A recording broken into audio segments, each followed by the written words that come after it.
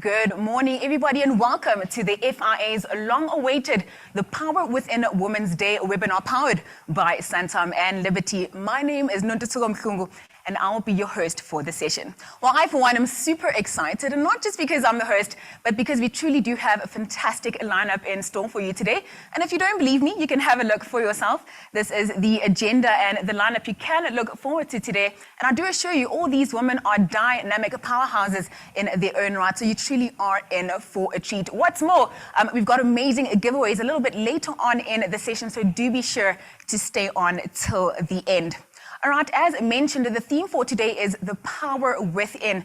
And my hope for you today, there at home in the office or wherever you're tuned in from, is that as you listen to today's talks and engagements, that you'll really be inspired and moved to tap into your own internal power, the power of you.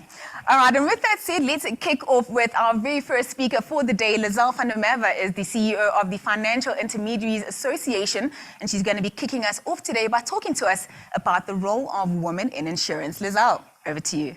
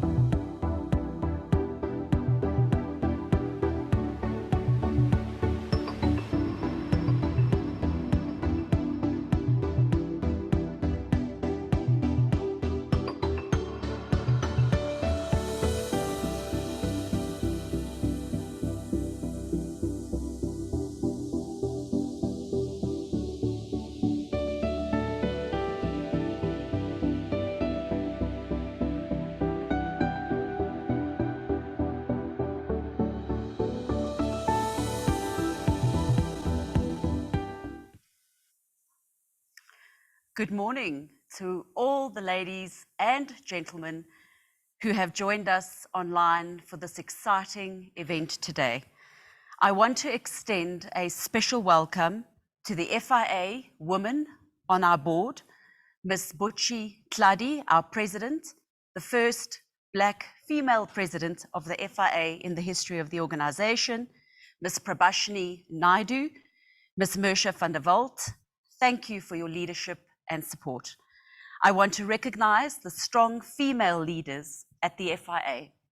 Thank you for what you do for our staff and our members and the greater organization. I want to acknowledge our members for their support of women in insurance. I want to acknowledge our colleagues, our speakers, and everybody here today for their participation. It is a pleasure for me to be here to talk to you about the role of women in insurance and to inspire women to become more involved in the FIA. The insurance industry is a catalyst for economic growth. Ms. Vivian Pearson, CEO of the South African Insurance Association, reminded me this week that planes cannot even fly without insurance. The non-life insurance industry insures more than 30 trillion rands worth of assets. The industry reinvests billions of rands back into our economy through insurance claims. As reported by the Association of Savings and Investments, 350 billion rand in claims and benefits were paid to beneficiaries from January to June 2021, and that is only 6 months. This includes retirement annuities, endowment policy benefits, claims against life, disability, critical illness, and income protection. And I'm always so proud to highlight the role that intermediaries play, especially members of the FIA, in this critical situation we're in. They advise the clients where to spend their money, and this is something our members should always be very proud of. Insurance provides a safety net that allows organizations to enter into high-risk, high activities. I want to talk a bit about healthcare insurance and what healthcare insurance does. It plays another important role. It facilitates access to care. It is associated with lower death rates, better health outcomes for citizens and it improves productivity.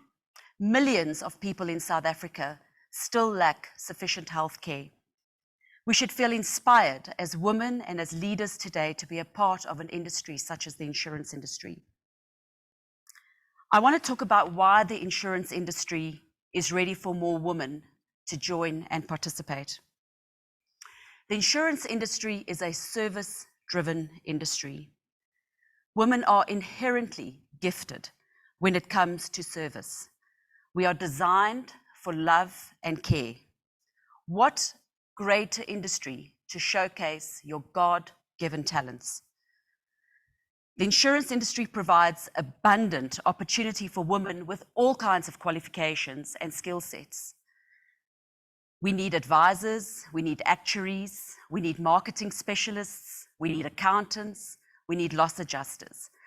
Women are not restricted in insurance. The industry is your oyster. Insurance offers women so much opportunity for professional development. There are various organizations, such as the AWI, AWII, and the GWII, which hosts incredible events for women to engage and network to reach their dreams and full potential.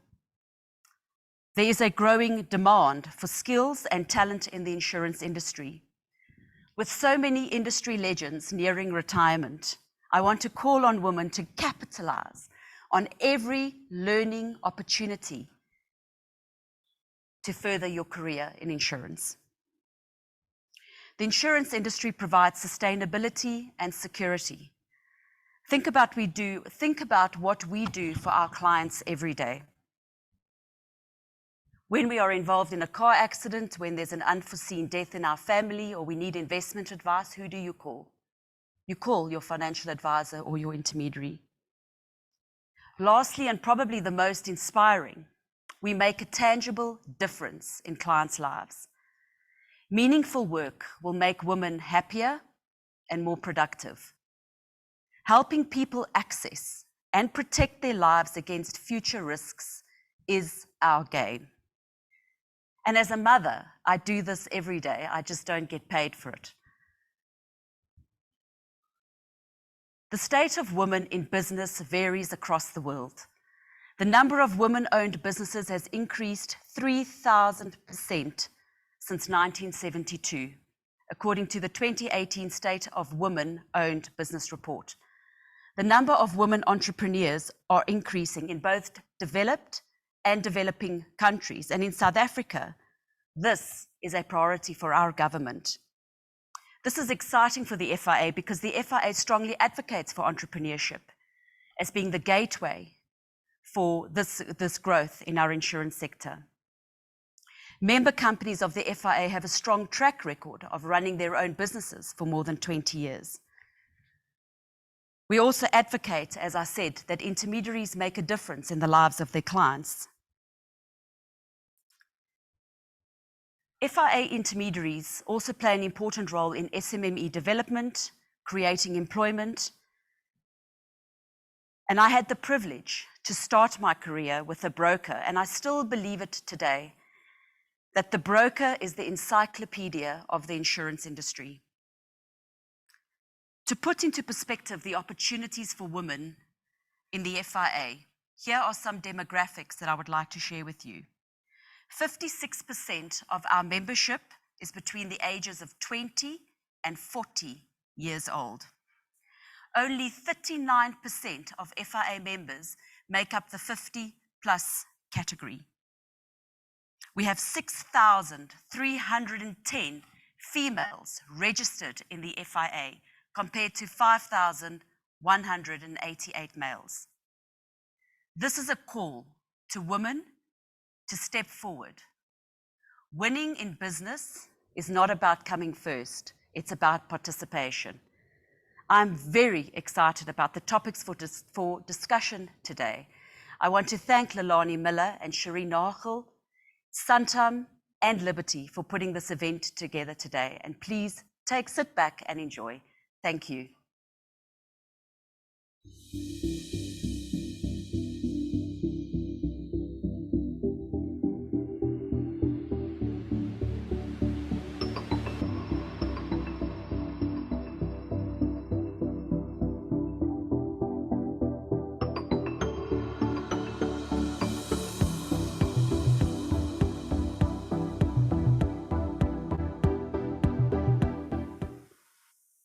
Thank you so much, Lizelle, for setting the scene and kicking us off in our webinar today. I couldn't agree with you more over there.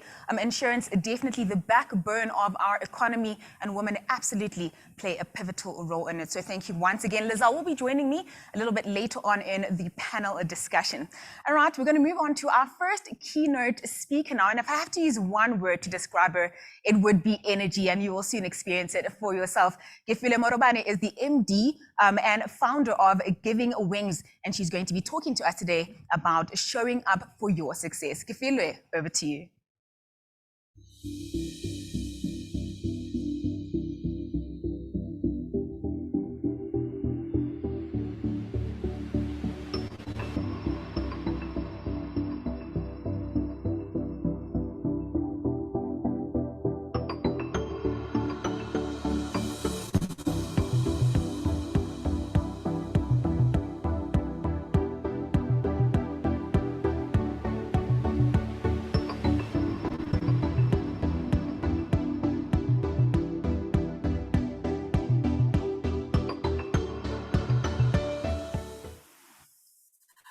Good morning, everyone, and a happy Women's Month. It is such a joy to be with all of you on this Friday morning. You know, one of the things about the virtual world is that it allows us to connect from anywhere in the country and the world. But being a communicator, I love engaging and connecting with you. I honestly, secretly wish you are in the room with me so that I can see your faces and draw onto your energy. As Noni mentioned, I am so big on energy. But one thing I know for sure, at the end of my talk today, I am going to allow an opportunity to engage with you. Because yes, I'll be talking to you today about showing up for your success.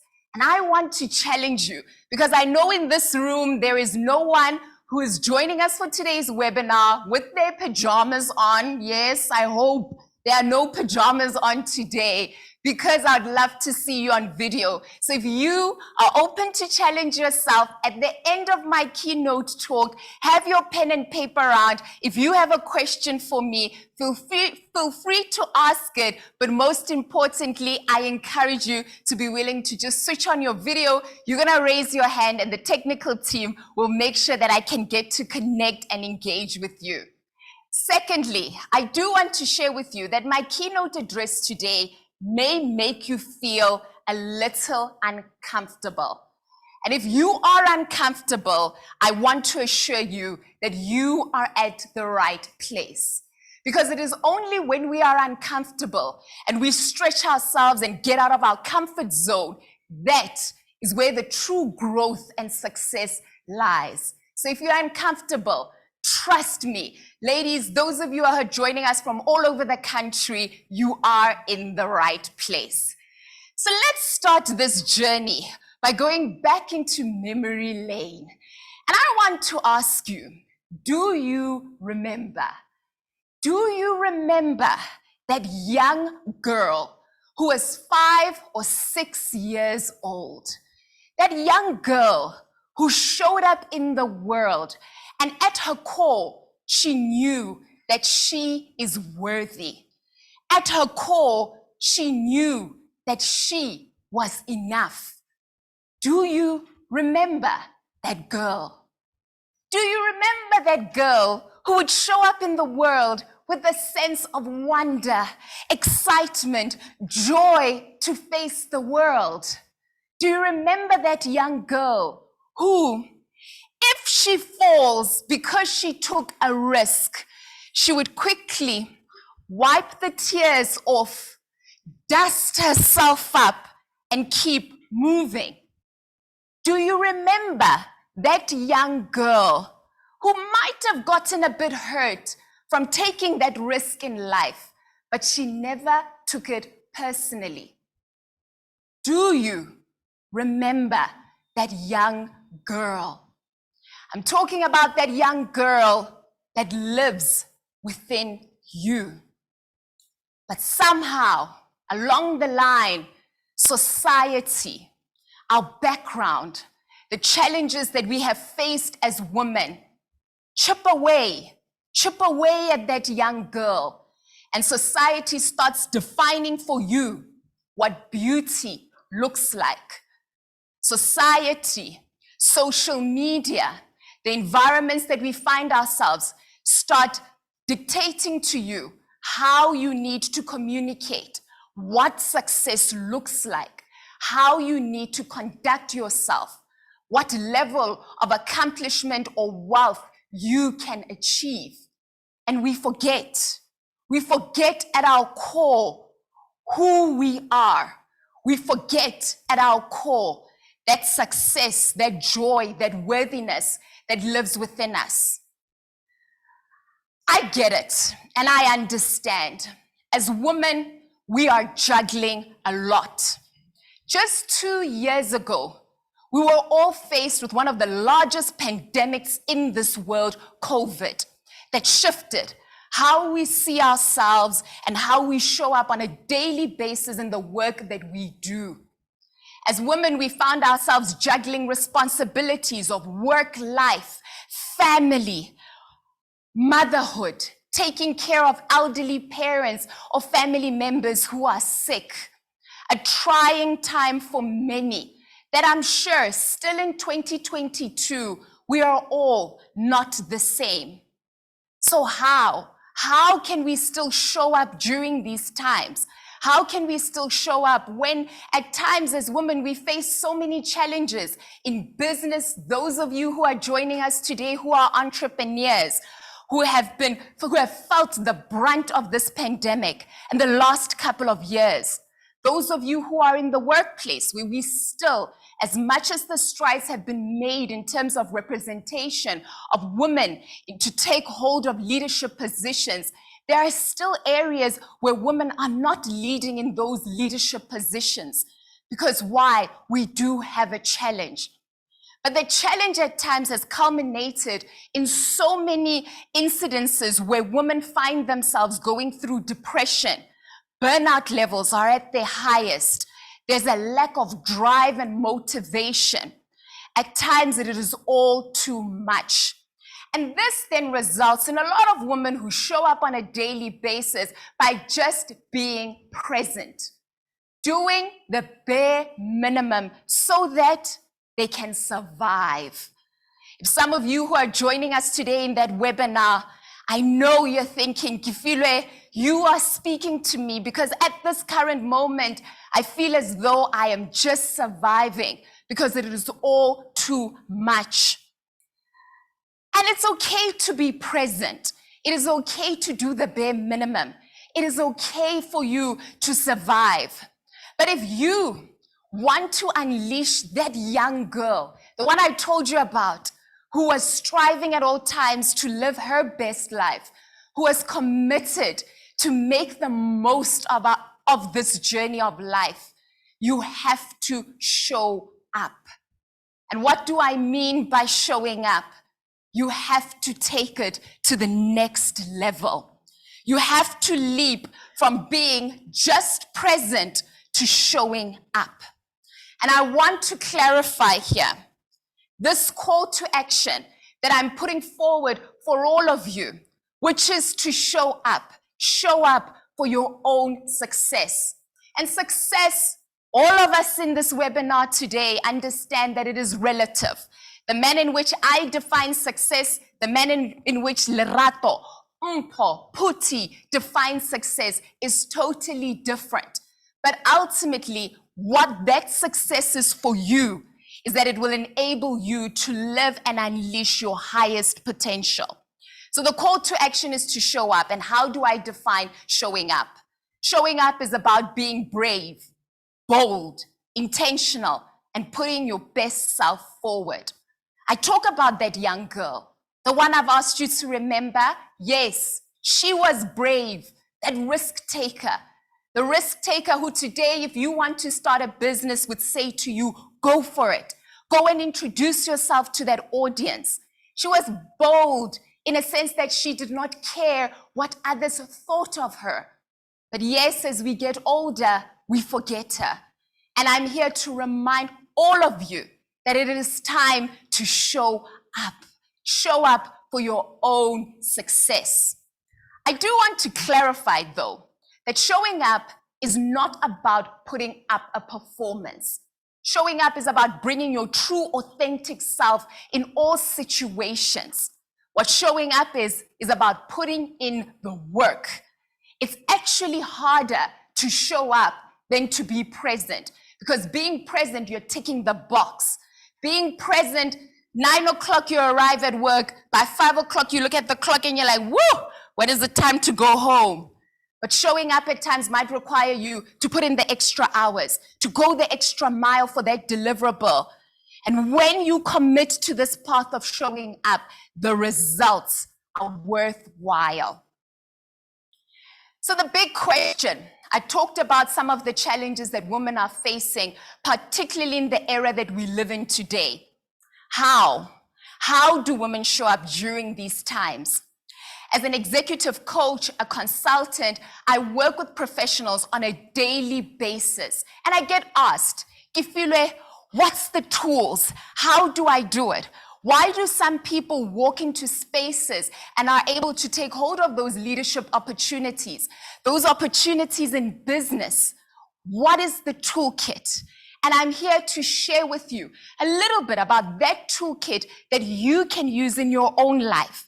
Perhaps you're joining us in this webinar and you're saying, I am just present. I am just doing the bare minimum. How? How do we show up? We start by asking the questions. You start by traveling that journey of self-awareness. You start by looking at yourself. And the 3 key questions that we are going to be uncovering in my talk with you today is the first one. Who am I? This is a profound question and at times a challenging one, but you need to ask yourself that question. Who am I? And some of the elements to explore around asking yourself that question, who am I, is understanding that you have a purpose. We've all been through one of the most toughest pandemics of our lives that saw us lose loved ones, family members. And you are still here in 2022. So clearly, there is a purpose for your being. But why do you arrive in this world so apologetic? When you're in that meeting at work, you're afraid to raise your hand. You're afraid to have that conversation with your manager about your development plan. Because why? You're doubting yourself. And I'm here to remind you that in whichever environment or situation you find yourself in, that department that you're working for, that business that you're running, there is a purpose. And yes, you survived COVID because you have to fulfill your purpose. So walk in your purpose and stop being so apologetic about who you are and the skill set and capabilities that lie within you. Secondly, let's talk a little bit about self-love. As women, particularly, we can be so critical of ourselves.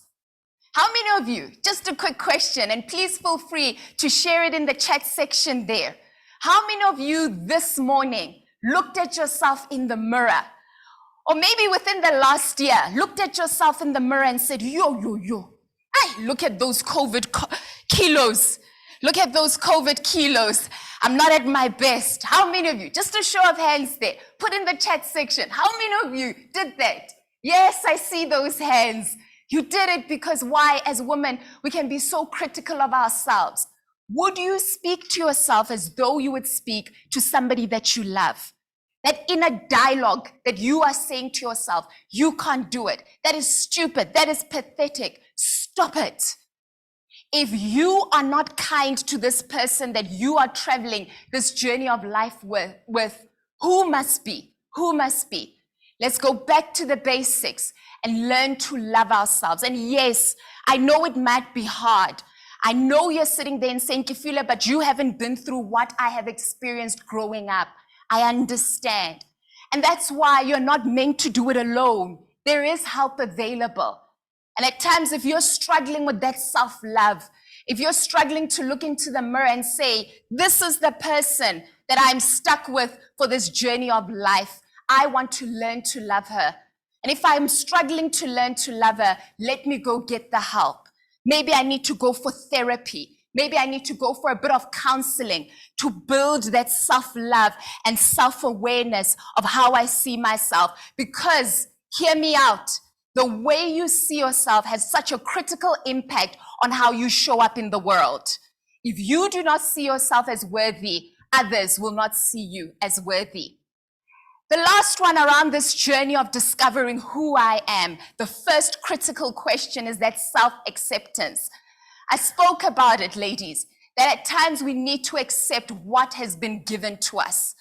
Yes, let's face that reality. There will always be a Kim Kardashian whose waist is this thin and who has those curves. There will always be that other person who has the greatest skin. There will always be somebody else who is more successful, who is more beautiful than you. But the path you need to travel is to accept who you are, accept what has been given to you, and embrace that whoever created you did not make a factory fault. So that first critical question, who am I? A question that only you can uncover and discover. But at your core, you will discover that you are worthy. That little girl, remember her. I'm very, very big on confidence. Confidence is one of those critical skills that you need as you're navigating this world of life. And I've got a dynamic picture here right in front of you of a cat looking into the mirror and they see a lioness. And sometimes what we need to do on a daily basis is look at ourselves in the mirror and unleash that lioness within us, that greatness and that force that is within you. Because so many times we are looking for validation from the world to tell you that you are a lioness. I've got bad news for you. The reality about validation is that the only validation that you will get is at the parking bay. Parking ticket, that's the only validation we do. There is no validation that is coming your way. Nobody's going to tell you, Ntombi, Karabo, you are beautiful, you are successful, you can do it. You have to find that strength within you. I always say to clients that I work with is that confidence is a muscle. You have to work on it on a daily basis. What is the exercise that you are doing to build your confidence so that when you do show up for your own success, that confidence emanates from you? And I want to share with you one of the tools that I hope all of you have a pen and paper in front of you there, is for you to complete an affirmation statement. And what are affirmations? Affirmations are just positive words that you speak to yourself. So yes, Noni actually spoke to you about the level of my energy. I don't wake up like this. Let me be honest with you. I don't wake up like this. But affirmations are the tools that I use to help build that confidence in me to embrace the world. And maybe your affirmation statement could be, I am positive. I am positively energetic. I am beautiful. I am destined for greatness. You complete that sentence. Get your pen and paper then, complete your affirmations. What is your I am? But what I want you to remember is that what follows I am is what you become. So if you say, I am tired, what do you become? Tired. I am unlucky. What do you become? Unlucky. The other one, the enemies are after me. What will happen? Comrades, the enemies will be after you. So be cautious of the I ams that you speak over your life on a daily basis. The second question, traveling this journey of showing up, that we all need to ask ourselves is, who do I want to be? Who do you want to be? And in asking the critical question of who do I want to be, this will help you uncover what success means to you. Because it's only when you ask the question, who do I want to be, can you then have the picture of what success looks like to you. And success holistically, the family that you want to have, the life that you want to daily wake up for, the business opportunities you want, the type of role you want to occupy in the workspaces that you move in. It is only when you ask this question, who do I want to be, followed by what does success look like for you? One of the things that I've done in my life from an early age, and I encourage you to do it as well, is to create a vision board for your life. Get pictures, get an idea of what are the things that you are passionate about. Because you can only come alive when you are passionate about the things that you do. One of the things, going back to that young girl that I told you about earlier in my talk today, is that children have a deep sense of desire for wonder. They have a deep sense of desire for joy because they want to be happy. What is it that you want? Define it, write it down, and understand that being clear on what it is that you want and who you want to be might make those around you feel a little bit uncomfortable. But that is okay, because what it is that you want, who you want to be, it will then challenge you to show up for that. It will challenge you to wake up a little bit earlier to complete those deliverables. What limits us from truly tapping into who we want to be is this big companion that I have right in front of you there on your screens called fear. What is fear? Fear is famously known as false evidence appearing real. But what I always say to people that I work with is that fear is a companion. And we need to accept that fear is going to be with us on this journey of life, particularly if you want to show up. But what many people do is that on this companionship with fear is that they've allowed fear to be in the driver's seat of their life. Where with fear, it being in the driver's seat of your life, all it wants you to do is absolutely nothing. That's where fear finds the most joy and fulfillment, when you do nothing. So what am I encouraging you to do today is take ownership of that driver's seat and speak to fear. Acknowledge that fear is in the room. Acknowledge that at times the imposter syndrome will take over where you doubt yourself. That is natural. It happens to all of us. But you need to rise above that fear. Speak to that fear. Perhaps have a mirror exercise with that fear and say, I am going to apply for that position. I am going to put through my business proposal. I am going to ask and send that email to that individual that I've constantly been inspired by their work. Because why? What's the worst that can happen? So many times we are afraid of rejection, the fear of rejection. And perhaps it's that willingness to look at rejection, confront that rejection that you so deeply fear. The last question, before we get into our questions, and I'm going to really open up the session. If you've got any questions, we can engage and really connect with each other, is how do I get there? Yes, I've identified what does success look like. I've identified who do I want to be. But how do I get there? What are the steps? What's the roadmap? Because I'm sitting here in this phenomenal webinar today, inspired perhaps, and you're saying to yourself, what are the tools? Where do I start? I'm looking at my life and I'm saying I'm actually not showing up. I'm being present. I'm doing the bare minimum to survive. The bills are getting paid, but I want more. How do I get there?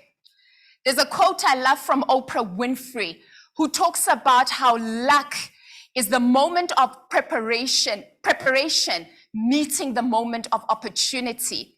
And what I've done is created a formula that I actually have in my office that I look at on a daily basis that talks about luck. Because so many people are out there looking for that moment of luck where, yes, I can tap into that success. But what is required? And this formula has helped me, which is, and I hope you write it down there on your notebook or even take a picture of it. Preparation plus opportunity equals luck. We need to understand that nothing just happens. There is no magical formula or magician who is out there that will make things just miraculously happen. It is all about preparation meeting the moment of opportunity. So my question for you, that opportunity that you so desire, that success that you desire, and only you can determine that, are you prepared for it? If you are in business, are you prepared for when that client approaches you? What time do you wake up? When you are invited for that meeting, what is your level of preparation? Or are you arriving at the meeting and say, let's see how it goes. I will leave it to the universe. The universe helps those who help themselves. So at times we have to be very proactive about the level of preparation. During the times of COVID, I was facilitating a number of online programs. And I remember one workshop, a lady and a couple of gentlemen as well, so I won't even say it was just the ladies, would arrive with pajamas. Some would have gowns on. And I remember asking the team, is there power in arriving for a meeting with a gown? Have I missed something? Because I don't have my gown on and slippers. And a good friend of mine said, Kifilet is effortless. I just roll out of bed and then one can come to the meeting. But I ask, if that potential client or that manager for that role that you're looking for was in the meeting, would you be confident to engage with them? Are you prepared? The reality of life is that your moment of success or opportunity can come at any time. Are you ready? Are you ready to introduce yourself, to engage and to connect with others, particularly leading you to that success that you are seeking? So preparation plus opportunity is equals luck. Remember that. And then I want to share with you the toolkit of how we get into action. Those of you who are in the room and saying, I actually want to show up. How do I do it? Here is the toolkit that I've spent a lot of years of experience just working on and engaging with a number of individuals and professionals, is that we need to do the work. Showing up takes work and it takes that commitment. And at first you need to be committed and invested to do the work on yourself as an individual. At an individual level, I spoke to you about the affirmation statements. I spoke to you about that mirror work, looking into the mirror and seeing the force that lies within you. Because if you do not see that force that lies within you, who will? And at times you need to commit on that individual work to truly show up. This is required on a daily basis. The second one is a deliberate intention about the content that you consume and the impact it will have on your career journey, but also on your life holistically. So what are the books and articles that you are reading? What are the podcasts that you are investing in, and the videos and the content that you are following on social media? Because that has such a tremendous impact on how you will show up for your success based on the content, but also on the people that you're surrounding yourself with. And then the last component is around investments. What are the investments that you need to do if you are so passionate and so intentional about showing up? I spoke to you earlier on, and I know this is the part that does get a little uncomfortable for most people, where you might have to go out there and get the help, whether it's a psychologist, a therapist, a social worker, a spiritual leader, because the challenges have been insurmountable. And maybe that individual can help you process it on this journey of you showing up and bringing your best self to the world. Perhaps in your career, you might need to make an investment and look at getting a mentor. A mentor is somebody who can guide you because they have traveled a particular path, whether in business, whether in their own career of really reaching and climbing that corporate jungle and really overcoming some of the challenges that come with it. The next one is about getting a sponsor. And this one is a very important one. What is a sponsor? A sponsor is that individual who is highly influential in particular spaces, and they can mention your name in environments that you cannot be in. They can recommend you for opportunities. They can put your name forward when there is a task available that is in alignment with your aspirations. And it's about really investing and being intentional to look out for that sponsor to help you on your career path. And then lastly, there's an investment around getting a coach. And coaches specialize on particular skill sets. So for example, if you would like to enhance your skill set at a communication level to ensure that when you go in for that interview, when you're going in for that business pitch, you are articulate and confident in what it is that you are communicating, there needs to be an investment in that.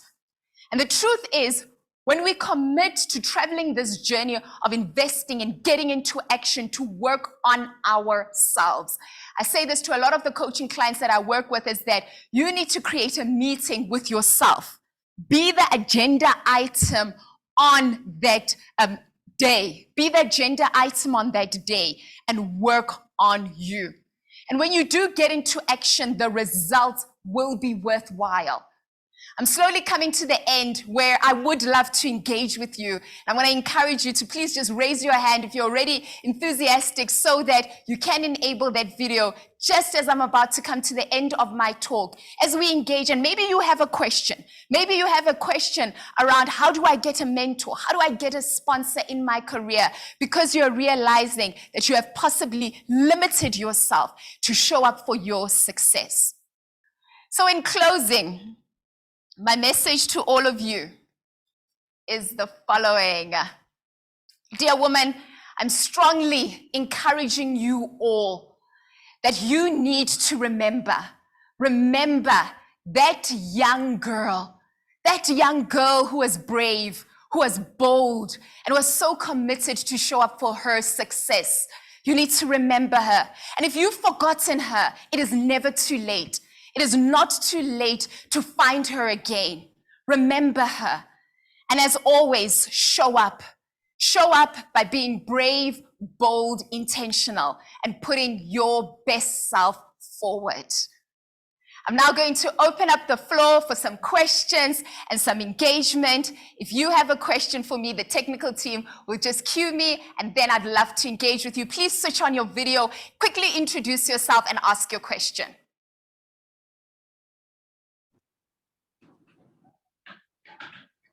Hello. Hi, Gefilwe. It's Bulelwa from Santam. And my question really is around that little girl in you. Have you always held on to her, or did she at any point disappear? Right? And if she did disappear for a while, what is it that you did to remind yourself of her? And if she did not disappear, how would you say you actually held on to her? Very good question. Thank you, Bulela. Joy to connect. So Bulela, I'll be honest with you, that little girl, I did forget her. When I was a teenager and acne was all over my face, and the peer pressures of being a teenager, which can get very complex. Those parents who are in the room with us, you're seeing your teenagers and you're like, who is this? At times that teenager's turning into a little bit of a monster and you're like, where's that little girl? And it did happen to me. But I was fortunate enough is that I've got a powerful support system around me. I had my family who constantly encouraged me to not forget who I am. I also love to follow inspirational figures such as Oprah Winfrey, where I read her books a lot and invested a lot of time in reading, but also being very deliberate about the content that I'm feeding to myself. And that then helped me a lot to remember that young girl in myself. At times, I'm always just intentional about the content and also speaking to her. That's one of the tools I use to speak to that young girl. Have a picture of that young version of yourself, which I encourage all of you to do, and then speak to her. Thank you. I'll take one more question.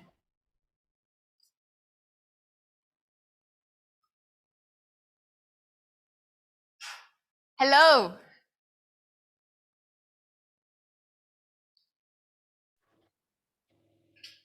Perfect. Just make sure we unmute there, and then we're good. Go for it.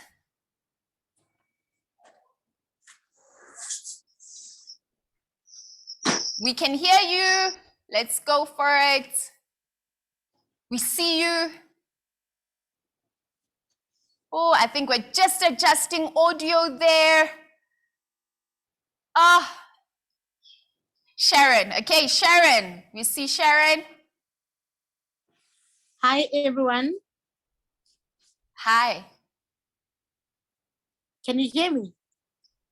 Yes, Sharon, we can hear you. Yes. Kifilwe and everyone. Jo, I just wanted to say thank you so much. Thank you so much for actually reminding us who we are, for actually reminding us to reflect into ourselves, to reflect into the individual women, the women in us. So your presentation was so powerful. So my question to you is that how do you, as an individual or as a woman or as a business person, how do you overcome the fear of literally walking into some doors? Because you've touched base on the issue of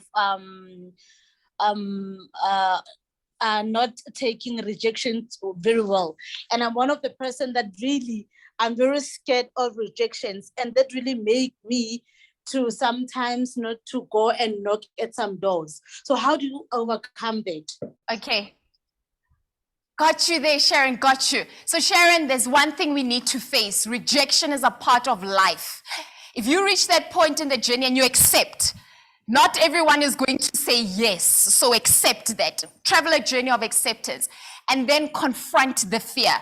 The more you put yourself in spaces where you are fearful, the greater you will build your confidence. It is natural. The first 2 or 3 times, your heart is going to be beating, sweat is going to be coming from your brows. But the more you do it, the better you will become. And Sharon, when you do put yourself in those situations where you're brave and when you're bold, always go back to the mirror and have a meeting with Sharon and say, Sharon, you gave it your best. We don't give up, we try again. Got that? Confront the fear. Let's do it afraid, okay? And accept that the rejection is there. So we've got an exciting part in our program now where Santam has been so generous, ladies, so generous that they are offering a coaching session that I will have with one lucky woman, where I'm going to be traveling an intensive coaching journey with you to help you overcome at times any internal inhibitors that are holding you back, give you those tools that you need, whether you're in the workplace, whether you want to elevate your business journey, that I will be traveling this journey with. So one lucky person is going to walk away with a coaching session with me. We're going to have a number of coaching sessions. So if you are keen on a coaching journey with me, I'm going to ask, I'm going to only take 2 hands, and our technical team is looking out for the hands. I'm going to take 2 hands, and those individuals need to come on, switch on camera. So you're going to need to show up, switch on camera, and in 1 minute, share why you feel you deserve the opportunity for a coaching, one-on-one coaching sessions with me. So the first 2 hands that come up, and the technical team will cue me. Whose hands? We're going to have dynamic sessions. I'm going to work with you. We're going to really delve into the essence of showing up, really traveling a one-on-one coaching journey. Okay, we've got some hands up. The team are selecting 2. And the lucky 2 is...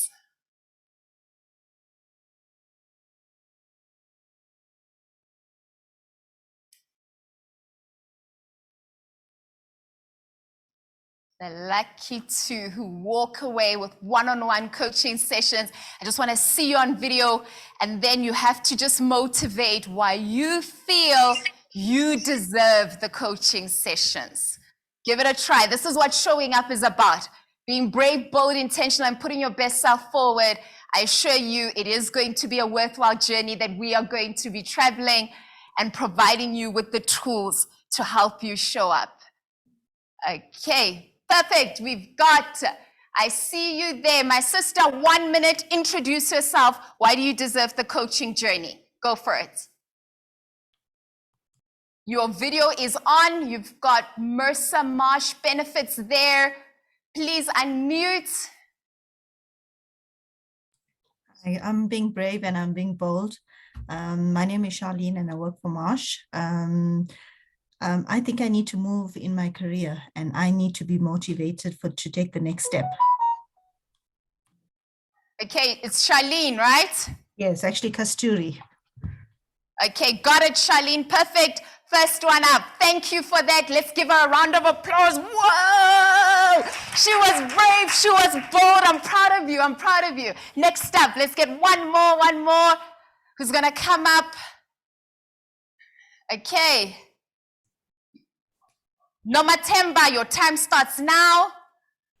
Hi, my name is Nomathemba Manyisa. I work for Liberty Love and have showed up, and I would like to build my confidence in building up my career. I have done all the qualifications relevant. However, I feel that with your help, I can be able to show up and be a better Noma. A better Noma. Okay, well done, ladies. Woo! It's a tough one. It's a tough one. It's a tough one. It's a tough one. Okay. So this is a tough one. I'm such a generous person. However, I would love to give it to both women. I am going to go with Noma being the second one because Noma, you've told me how you've done the qualifications, you've done the work. So you've done a little bit of preparation. Remember that quote, preparation plus opportunity equals love. So let's see how we work with the preparation work that you've done and we take it to the next level. The team will get your details. Please make sure that you do send an email. We will get your details so that we can give you your coaching prize, and I look forward to connecting and engaging with you.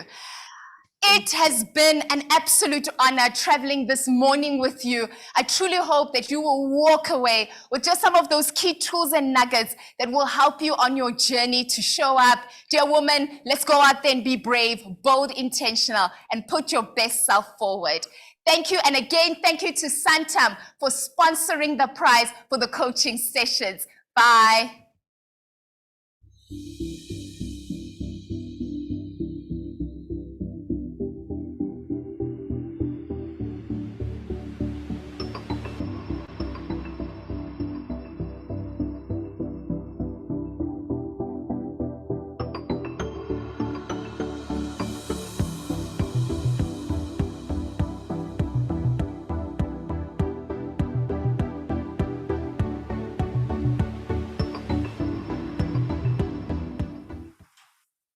Thank you so much. Kifile, what did I tell you? Energy.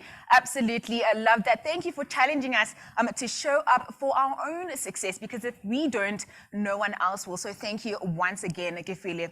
All right, it's one thing for us women to be ambitious, to climb the corporate ladder and reach those heights that we aspire to, but it's quite another for us to reach those heights and then send the ladder down for those who are still coming up. This is exactly what our next speaker will be speaking about. Lindiwe Monyai is the executive of emerging consumer markets at Liberty Group, and she's going to be chatting to us today about paying it forward. Lindiwe, over to you.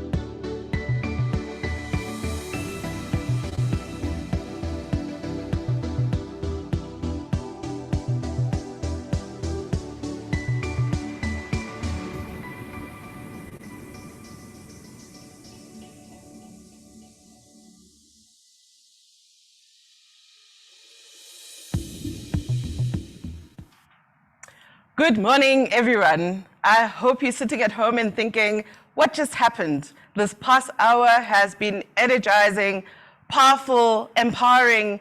I'm sure you guys are thinking, what are we in for now? We're halfway through the session, and it is my great pleasure to be here with all of you. We really want to thank Lizelle. She really reminded us of the role that we play in the financial services sector. And I am sure that every single person here, whether you're involved with financial services or not, you know that you have a role to play in uplifting other women. And what a great session by Kifilwe. Kifilwe, I absolutely remember that little girl, and I'm definitely going to try and look at her in the mirror every day, just to remind of myself of the power that lies within that little girl. Guys, we've had a really great session. Both ladies and gentlemen, I'm sure that you are looking forward to hearing, how do we then pay it forward? How do we send the lift down to other women to climb the corporate ladder? And what happens if I'm not in a corporate ladder? What happens if I own my own company? What happens if I'm the one that actually need the help? Well, let's get on with the conversation. First, let me just thank our sponsors and the collaboration between FIA and Santam and Liberty. What a great collaboration from these three organizations that really help our communities, uplift our communities financially. Well, here's what Mandela said. Freedom cannot be achieved unless women have been emancipated from all forms of oppression. This definitely includes financial oppression. Our endeavors must be about liberation of the woman, the emancipation of the man, and the liberty of the child. How relevant. We cannot have the empowerment of women without the emancipation of the man and the liberty of that child. You guys will know when you're experiencing a great challenge at work, most of us report to male leaders, and those male leaders play a great role in empowering us and sponsoring us and making sure that their careers are being looked after. So when they feel emancipated, we gain. Imagine how it feels like as a woman, especially sometimes a Black woman, where you have to struggle through your career, through any type of improving yourself or empowering yourself over a long-term career, and you are blocked by males or blocked by people who are not understanding your ambition or your goals and dreams. So it is really a combination of the males and the females for us to empower each other over this process. But why do we need to pay it forward? Let's just think about our reality. If you look at some of the stats that we show up front there, you will see that out of 86 countries, women face some form of job restriction, and 95 countries do not guarantee equal pay for equal work. That's a sad state of affairs. Globally, we're facing pushback. The unemployment rate in South Africa is staggering. We all know that we have one of the highest unemployment rates globally. If you look at those unemployment rates, 34.5% of all unemployment in South Africa in Q1 2022 was made up of 36.4% female unemployment. That is much higher than the 33% for males. What of the Black African women? 40.6% in Q1 2022. And out of that, look at that 4.1% higher than the national average of women. What does that tell you? It tells you that women are under siege. Women are fighting for their survival.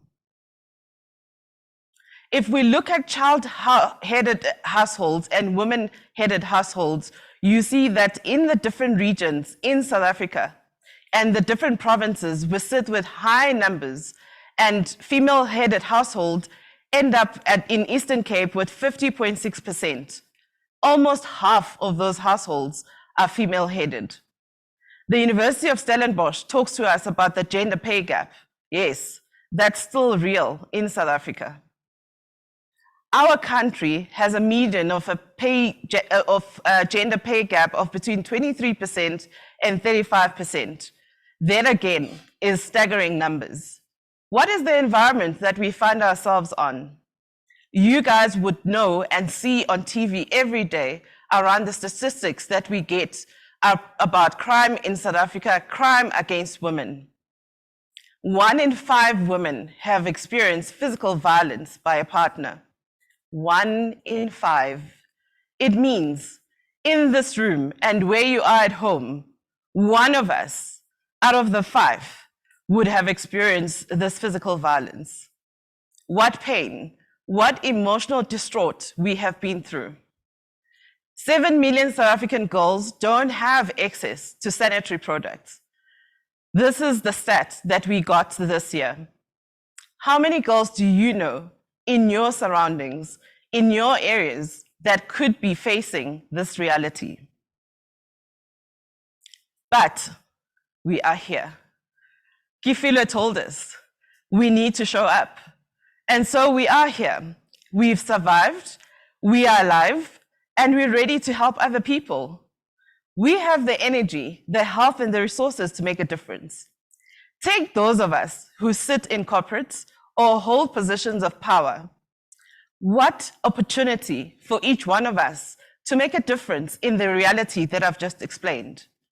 We could ease the pain, ease the burden of what we've just heard of our context in South Africa.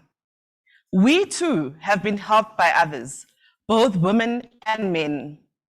We have children, we have siblings, we have spouses and family that we can influence. We have the right literacy levels and the right qualifications and education to pay it forward. We can make a difference without spending a cent. Kindness and a listening ear is all that people sometimes need. Empathy and that same kindness, love for another human being, will propel us to act.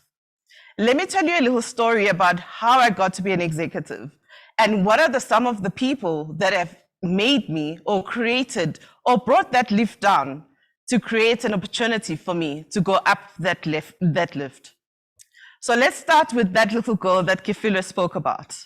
If we think about where I grew up, which is a township in KZN in Durban, where poverty is the reality, exactly what I explained earlier on, it needed a group of women, neighbors, my mother, her friends, spiritual sisters, to be able to build up a woman that can sit and talk to you today about these issues. What makes up that type of environment? What conditions are needed to have those type of women available for a child at that age to grow up in this manner? So let me give you an example about some of the financial learnings that I got from my mom when I was growing up, just to show you that bringing that lift is not only limited to the corporate world. My mom and her friends worked for a factory and they earned 350 rands a week. And they decided that this money, as little as it was, needed to be saved. And so they decided to create a stokvel, a collection of money every Friday when they earned, so that at the end of the year, they could have something that they can take as their savings, something that could alleviate some of their debts, some of the responsibilities that they had. What did they do? They made sure that each of them collected this 50 rands every week without fail. They made sure that when they had information about any types of savings, any type of interest that was better than what they were getting, they would share with each other and make sure that they all collectively win. These group of women were the same women that just before my matric exams came and prayed for me. Imagine that, owing a group of women the responsibility of being successful because they had put so much together and they had fought so much together from very low beginnings. Here are women who had nothing, but they really worked hard to take one girl towards their dreams, towards success. And this group of women today, they look back and think that was nothing. They will tell you, we were just doing what we needed to do. Imagine that power, imagine that empowerment I got from them. Think about the mindset of saving that I got from them. Think about the understanding of paying it forward that I got from them. So think about yourself as you sit at home. who might you be leaving aside? Who might you not be involving in this empowerment journey? Who is a potential candidate of your kindness? Who is the potential candidate of your empowerment? What we heard this morning is that the power comes from within. It lies within us. And if we're women committed to bringing up other women, we do have actions that we can take to do so. We have actions that we can take, whether you're in the boardroom, whether you're sitting out there as an entrepreneur, whether you are a financial advisor helping other people to grow their own finances and providing financial advice out there in the market. Each one of us have the ability and the capacity to play a role. Let's see how we can do this. Firstly, you cannot help anybody if your own cup is not full. So keeping your cup full as a priority is a must. How do I keep my cup full? I think it would be a repetition of Kefilue's discussion if I told you each item of how we could do that. Suffice to say that each one of us have the ability to keep ourselves confident, knowledgeable, and empathetic towards ourselves. And by doing so, we're creating the best version of who we need to be. Once we've dealt with ourselves, we move on to the next person. How do you create an individual mentorship circle or an individual coaching circle? Now, some of the people that I've dealt with over the past few months or even years have been very open to having conversations with those below them in their peer group or even above their peer group. Conversations about their careers, conversations about their lives, conversations about needing guidance when they need to make a decision. These coaching circles and mentorship circles allow us, those who are experienced, to share with those who are less experienced.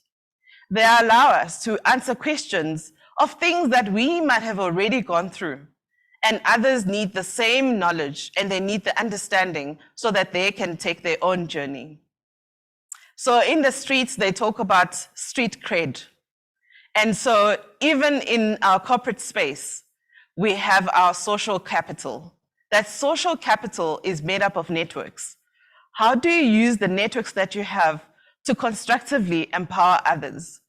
Have you recently introduced one of the women that you know to someone else that you think can be of value?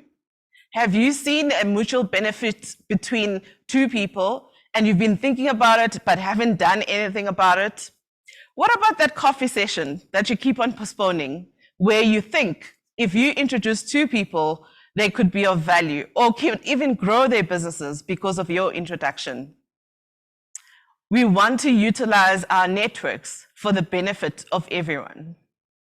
Don't be happy with being in the seat. Look at opportunities to add more women at that table by asking the hard questions.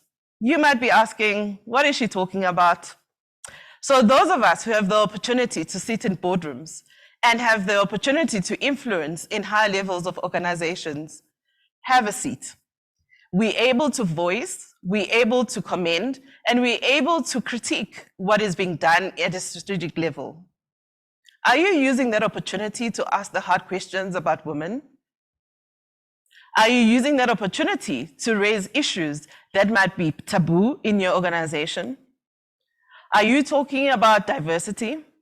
Are you asking about that succession planning that doesn't look like it is enough, or that succession planning that does not take into account the young woman in the organization? What about that opportunity that you've been thinking about, that one of the team members, maybe a younger one, maybe a less experienced one, could be using if they got exposure? These are the questions that we need to ask ourselves. What about sharing information to as much a wide audience as possible? We have the ability to give information through LinkedIn, through blogs, through Facebook, through Twitter. We have the ability to shape today and shape tomorrow. We have to use this opportunity that we've been given and really pay it forward for those who need it the most.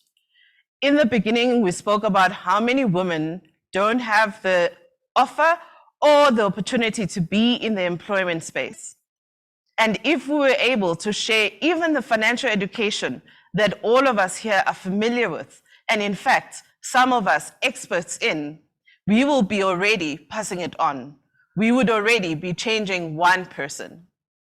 Get involved in the smallest and in the biggest ways. What smallest ways? Like I said before, just being kind, just listening to a person gives the opportunity for the other to know that someone out there is listening. Many of us suffer internally. We don't have trust and we don't have a circle of people that we could share our most deepest fears. And if we did trust, and if we did have that group of people that we able to tell our biggest, darkest issues, we might just find a way. We might just find a way out of those issues. How do we help in the biggest of ways? Ask the big question. Ask the difficult question. Make the decision. Not because we're in the business of charity. No, we're not in the business of charity. We're not saying that paying it forward means taking substandard, non-qualified people into positions. No, we are saying take people who otherwise would have been in the marginalized group and make them feel empowered. Take the women that you have seen that have the potential and offer your help to them.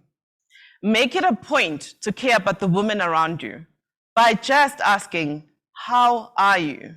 With sincerity. Just that, how are you? Might just save someone from a big mistake, sometimes a deadly mistake, and you wouldn't have known it. Create development opportunities for our young sisters in teams. Often people say that women are the biggest barriers in organizations. They say that women are the ones that stop other women from progressing. We want to make that a false statement. We have the opportunity to create those developmental opportunities, and we can't be the same people who are struggling with the sisters but still create the barriers. The intention is always to prop up others. It is not to bring down others. Of course, sometimes we do something with the intention of achieving A and it lands in B. And so is life. Mistakes happen.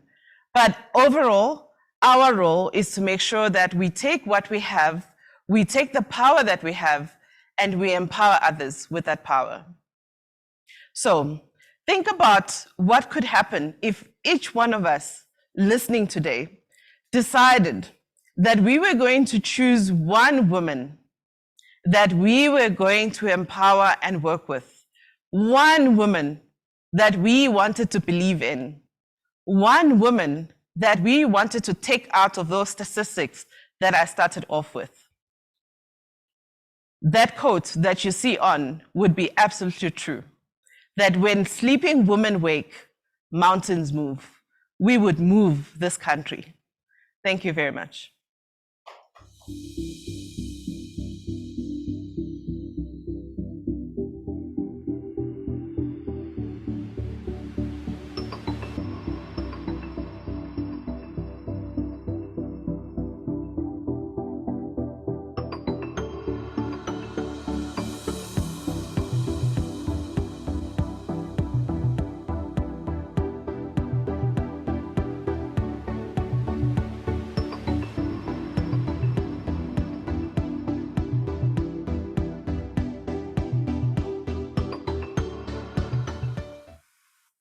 Thank you so much, Lindiwe, for those powerful and practical tools that we can start to use to empower one another as women and start being intentional about sending that ladder down. So thank you once again for that. All right, you will remember that I did mention at the beginning of the webinar that we've got some exciting giveaways. We've still got some of these from Liberty, which we will announce towards the end of the webinar, so do stay tuned.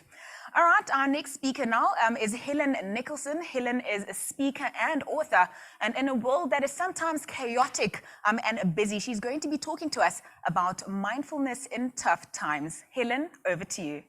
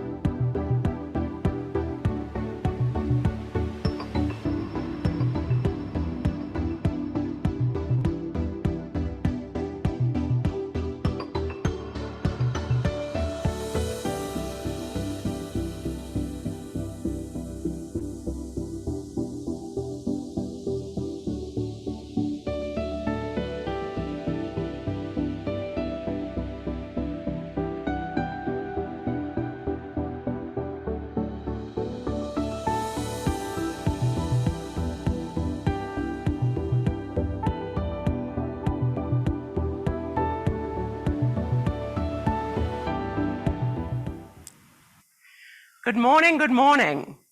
So today, I'm going to speak to you about how to be more mindfully present. This is a very personal journey for me. I have nearly burnt out twice. The second time I nearly died. So this is not an academic presentation. It's being in the trenches of the last couple of years. And I'd like to start off by telling or sharing some tools around how you can mindfully manage your diary better. So we've been involved in this work for the last 15 years. And what I realized is that stress is not the bad guy. So you may say to me, well, Helen, that sounds very strange. I'm overwhelmed. I never get to the end of my to-do list. I'm tired all the time. If stress isn't the bad guy, then who is the bad guy? I'm here to say that stress actually serves us as human beings. It often forces us to a high performance state. Think of when you have an exam tomorrow, or you've got a big presentation to do.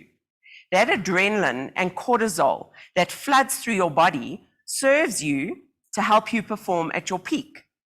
What we've realized through doing this work is that we are not designed to start off the day stressed and go from meeting to meeting to meeting to meeting, and then your adrenaline and cortisol stays the same the whole day, and then at the end, kind of at 5 or 6 o'clock, you fall off a cliff in terms of your energy, you lie on the couch in front of Netflix, and your work gets your best version of yourself.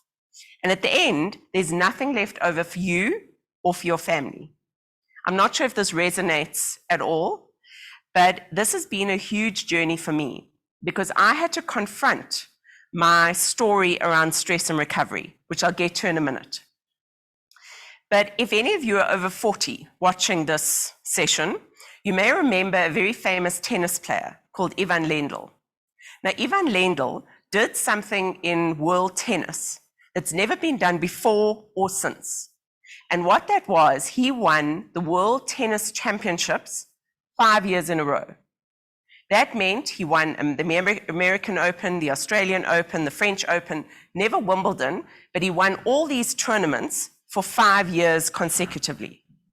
And Harvard Business Review studied his performance, and they wanted to find out what was his secret sauce. How was he able to perform at this very high level every single year for 5 years? So they watched a whole lot of footage of him playing. And what they noticed is Ivan Lendl did something very interesting that his opponent on the other side of the net wasn't doing. And what that was is between each point. So when he served, his adrenaline and cortisol was high. And in between each point, he would plunge his energy down, and he would play with his racket strings. He'd bang his racket against his foot. So Ivan Lendl's game went like this. Whereas the other person on the other side of the net had a very linear game. Now, this is a very important lesson for us as businesswomen in the world, because often our days look like that. And we need to make our days look like this. And COVID in many ways presented a unique opportunity for us to reset ourselves. I firmly believe that COVID was our World War II. It's been a deeply traumatic time. I had COVID, my husband had COVID, I know people who died of COVID, and I'm sure as we sit here, if we reflect on where we were in 2021 to where we are now, there have been some very valuable insights and lessons learned. And if we are still living exactly the same life as we did pre-COVID to now, then I think we've missed that opportunity to reset. So some of the ways in which I incorporated this recovery in my day is that I made a point every day while working from home of getting some sun on my face when I had lunch. Small thing, but what that did is it gave me an opportunity to recover during my day. In the morning, I had the tendency prior to COVID of, as I woke up, I would use my phone as an alarm clock.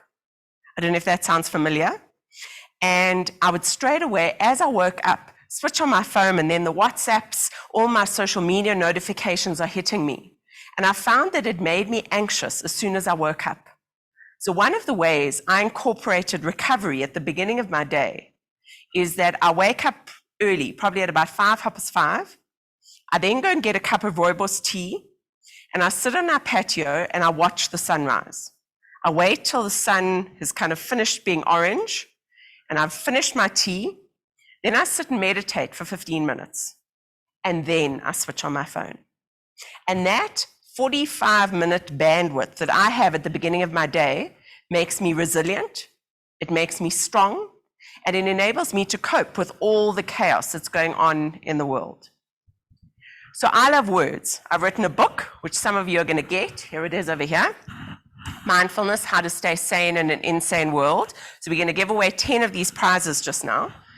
Now, what I'd like you to do is, because I love reading and I love writing, I've used my book as a metaphor for recovery. So I'd like you to think, what is your full stop at the end of your day? When are you done with work? Because what I've noticed is some people don't even have a comma or a semicolon in their day. They literally are on their phone and on their laptops in bed, and that's why we're not sleeping. We're going to talk about that as well. So I would like to encourage you to have some activity that you put into your schedule at the end of your day, which is your full stop. So I've got 2. At 5:30, 6 o'clock in the evening, I'm done for the day. I switched off email notifications off my phone, which has been a complete game changer. And I'll go onto social media in the evening, but at 5:30, 6 o'clock, I'm done, because I also know that I make mistakes if I work late, and it's actually a complete waste of my energy. I am a morning person, so I've scheduled my recovery to support me in the way in which I work best. So I have a bath at about 5:30, 6 o'clock. I change into my pajamas, so I'm that girl in my pajamas at 5:30, 6 o'clock. And then I sit down on the couch and I have a whiskey with my husband. Those are my 2 full stops. And just like children have bedtime routines, as adults, we need them too. Because that's when you sit down and you go, phew, I'm done for the day. So I'd like you to go to the chat. And as I say, we're going to give away 10 beautiful prizes that are sponsored by the FIA. And it's got my book inside, and it's got some beautiful sleep salts, which help you sleep. So we're going to be giving those away for those of you who go to the chat. I'm going to pick the best ones. And I'd like you to write down, what is your full stop for the day?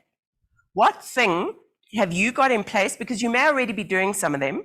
Could it be a walk? Could it be taking your dogs out?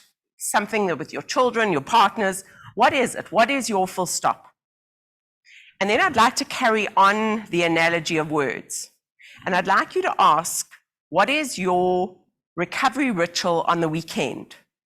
Because often weekend recovery we're quite good at.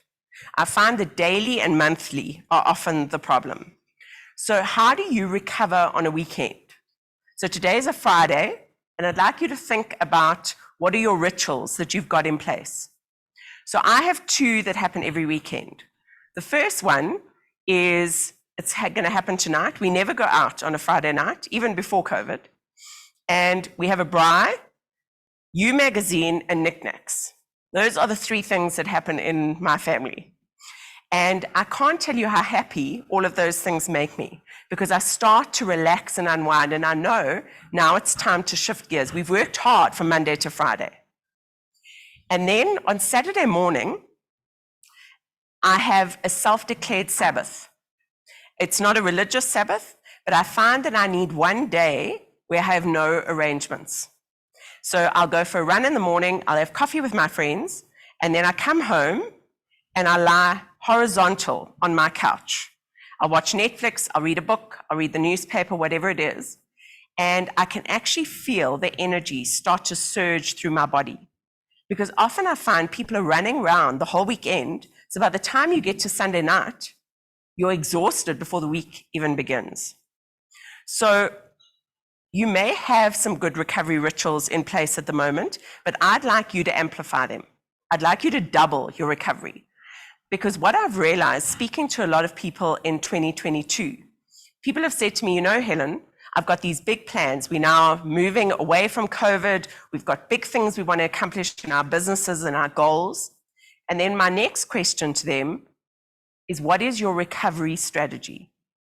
Because we can only increase our performance if we increase our recovery. You can't increase your performance and recover in the same way as what you did previously. So the equation will not even out. So daily recovery, what's your full stop?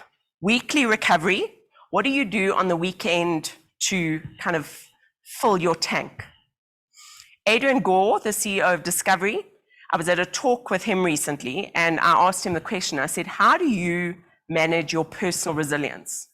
And he said, his Sabbath, which is, he's a religious Jewish man, and he said he switches off his phone from Friday night to Saturday night. And he said he can actually, at about 4:30 on Saturday, he said he can feel just like as if he's plugged in his laptop for kind of power. He said he feels like he's done that to himself. And at 4:30, the energy starts to come back, and then he's ready to rock and roll. And the more you can combine a digital detox with your recovery on the weekend, the better it is. And I also want you to notice how hard that is. You know, every time we get a ding on our phone, there's a little dopamine rush. So I was interviewed on Jacaranda around my book, and the journalist who interviewed me said, so are you saying the whole weekend I've got to like leave my phone alone? She says, I will die. I said, no, that's not what I'm saying. I'm saying, notice, try it half an hour increments. So take your phone and put it in a drawer for half an hour. Then try the next week and do it for an hour.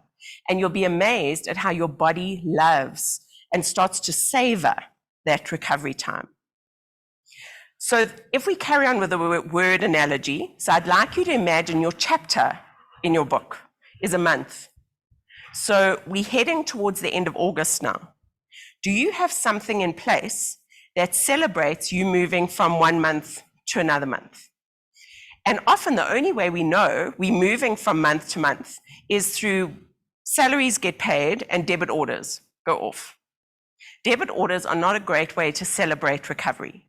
So I would like to encourage all of you to put something in place monthly that celebrates the fact that you've worked hard. So I have had a life philosophy since kind of I had my children many years ago. And my life philosophy is when the going gets tough, the tough go to spas, as in SPAs. So I will have a facial or a massage once a month on the last or the first Friday of every month. And what I do is I book them in January. Because one of the most important lessons about recovery, for everyone who's listening to this, is that we've got to buy into it. You've got to confront your recovery story. And it was only when I burnt out and nearly died the second time, is that I realized I had an association that recovery was laziness. I thought if I lay horizontal on the couch, I was being lazy. And often those stories, they come from our childhood, often a maternal voice in your head, and it's a mother or a grandmother saying to you, come, come, come. There's no time for idle hands in this house. And that is not a great story that helps us with our recovery. So I'd like you to hear that voice, ignore her, and lie on the couch. That is my life philosophy. I feel the same way about guilt. Guilt is one of the most, we do a lot of work in the women's leadership development area, and I've realized that guilt can be one of the most crippling emotions, especially for women. I see guilt, I hear it, and I ignore it, and I carry on and move on. Because guilt does not serve us, ladies, for everyone who's listening here. And recovery is a secret source of yours, and it's a secret source of you being the best version of yourself. Now, I don't know if anyone can see my shoes that I'm wearing, because one of the wonderful things about COVID is I decided I was never wearing high heels again in my whole life. So if you can see my shoes here, my daughter, I've got identical twins who are 25, and one of them gave me these shoes for my birthday. And you may not be able to see it, but right at the bottom it says NOIC. No one is coming. And it's one of the mantras we have in our business and on the programs we run, is no one is coming to rescue you. No one is coming to save you. You are the one you have been waiting for. And you know, I tell my mother this. She says, Helen, I can't believe anyone pays you to tell you that no one is coming. She says, I wouldn't pay you 5 cents. She says, it's so depressing. I said, Mom, it's not depressing. It's actually deeply liberating. Because when you realize that no one is coming to say, oh, wow, Helen, I think you look a little bit tired. I think you should have some recovery time. No one sees that you need recovery time other than you, initially, because other people will only see it when you start to get sick. And you know, I've had a very personal example of this happen in my life in the last kind of couple of months. Very, very close friend of mine, turned 50 in December, complete workaholic, worked weekends, she smoked, she didn't look after her body, never exercised, but stressed all the time. And she's been diagnosed with pancreatic cancer. Pancreatic cancer is not a good diagnosis. It'll be lucky if she reaches her 51st birthday. Now, for all of us on this call, I think if there's anything we take out over the last 3 years, your health is your wealth. And the other thing, and it speaks a lot to what Kefilwe was speaking about earlier, is you can't be brave if you're not well. And I want to say that again. You can't be brave if you are not well. Your well-being is the bottom line of everything. You can't be innovative, you can't be brave, you can't be strategic. So all the advanced brain functions only kick in if you are well, if you are sleeping properly, if you're moving your body, if you're looking after yourself. And I think it is such a huge part of being mindful, because mindfulness, a lot of people think mindfulness is meditation, sitting at the top of a mountain, sitting in lotus position and kind of breathing. Mindfulness is about paying attention to your life. It's about living a conscious, appreciated, intentional life. So I want to finish my recovery story. So we've had daily recovery, we've had weekly recovery, monthly recovery, and realizing that no one's coming to save us. We are the ones we've been waiting for. And lastly, yearly recovery. I think we have a very outdated paradigm in South Africa of taking kind of December leave. And I think the world has changed so much, we need to challenge that paradigm. I have a colleague, and I've hugely learned a lot from him and admired him for this. In September of a year, so next month, you'll see in all the supermarkets, those big year planners come out. He puts one of them on his dining room table. He plots out all the public holidays for next year, and he books and he pays for as many little mini breaks as possible. And the research in my book was very profound around breaks and recovery, is that it takes 3 days for us to have a proper rest. 2 days is not enough. So, and they go camping a lot, so they're not expensive breaks, but as the year starts, he already knows he's booked and paid for a whole lot of 3-day breaks throughout the year. And that makes a huge difference to his recovery, because this is what you want. You don't want this, because literally you will flatline. So that is what I wanted to share with you today around your mindfulness and around your recovery.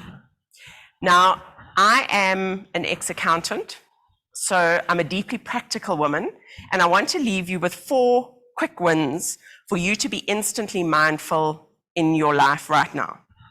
So These are the things that I practice, and I've found them incredibly beneficial. But before I get into the one, I want to tell you a quick story. So I have identical twins. I told you about them earlier. They're 25.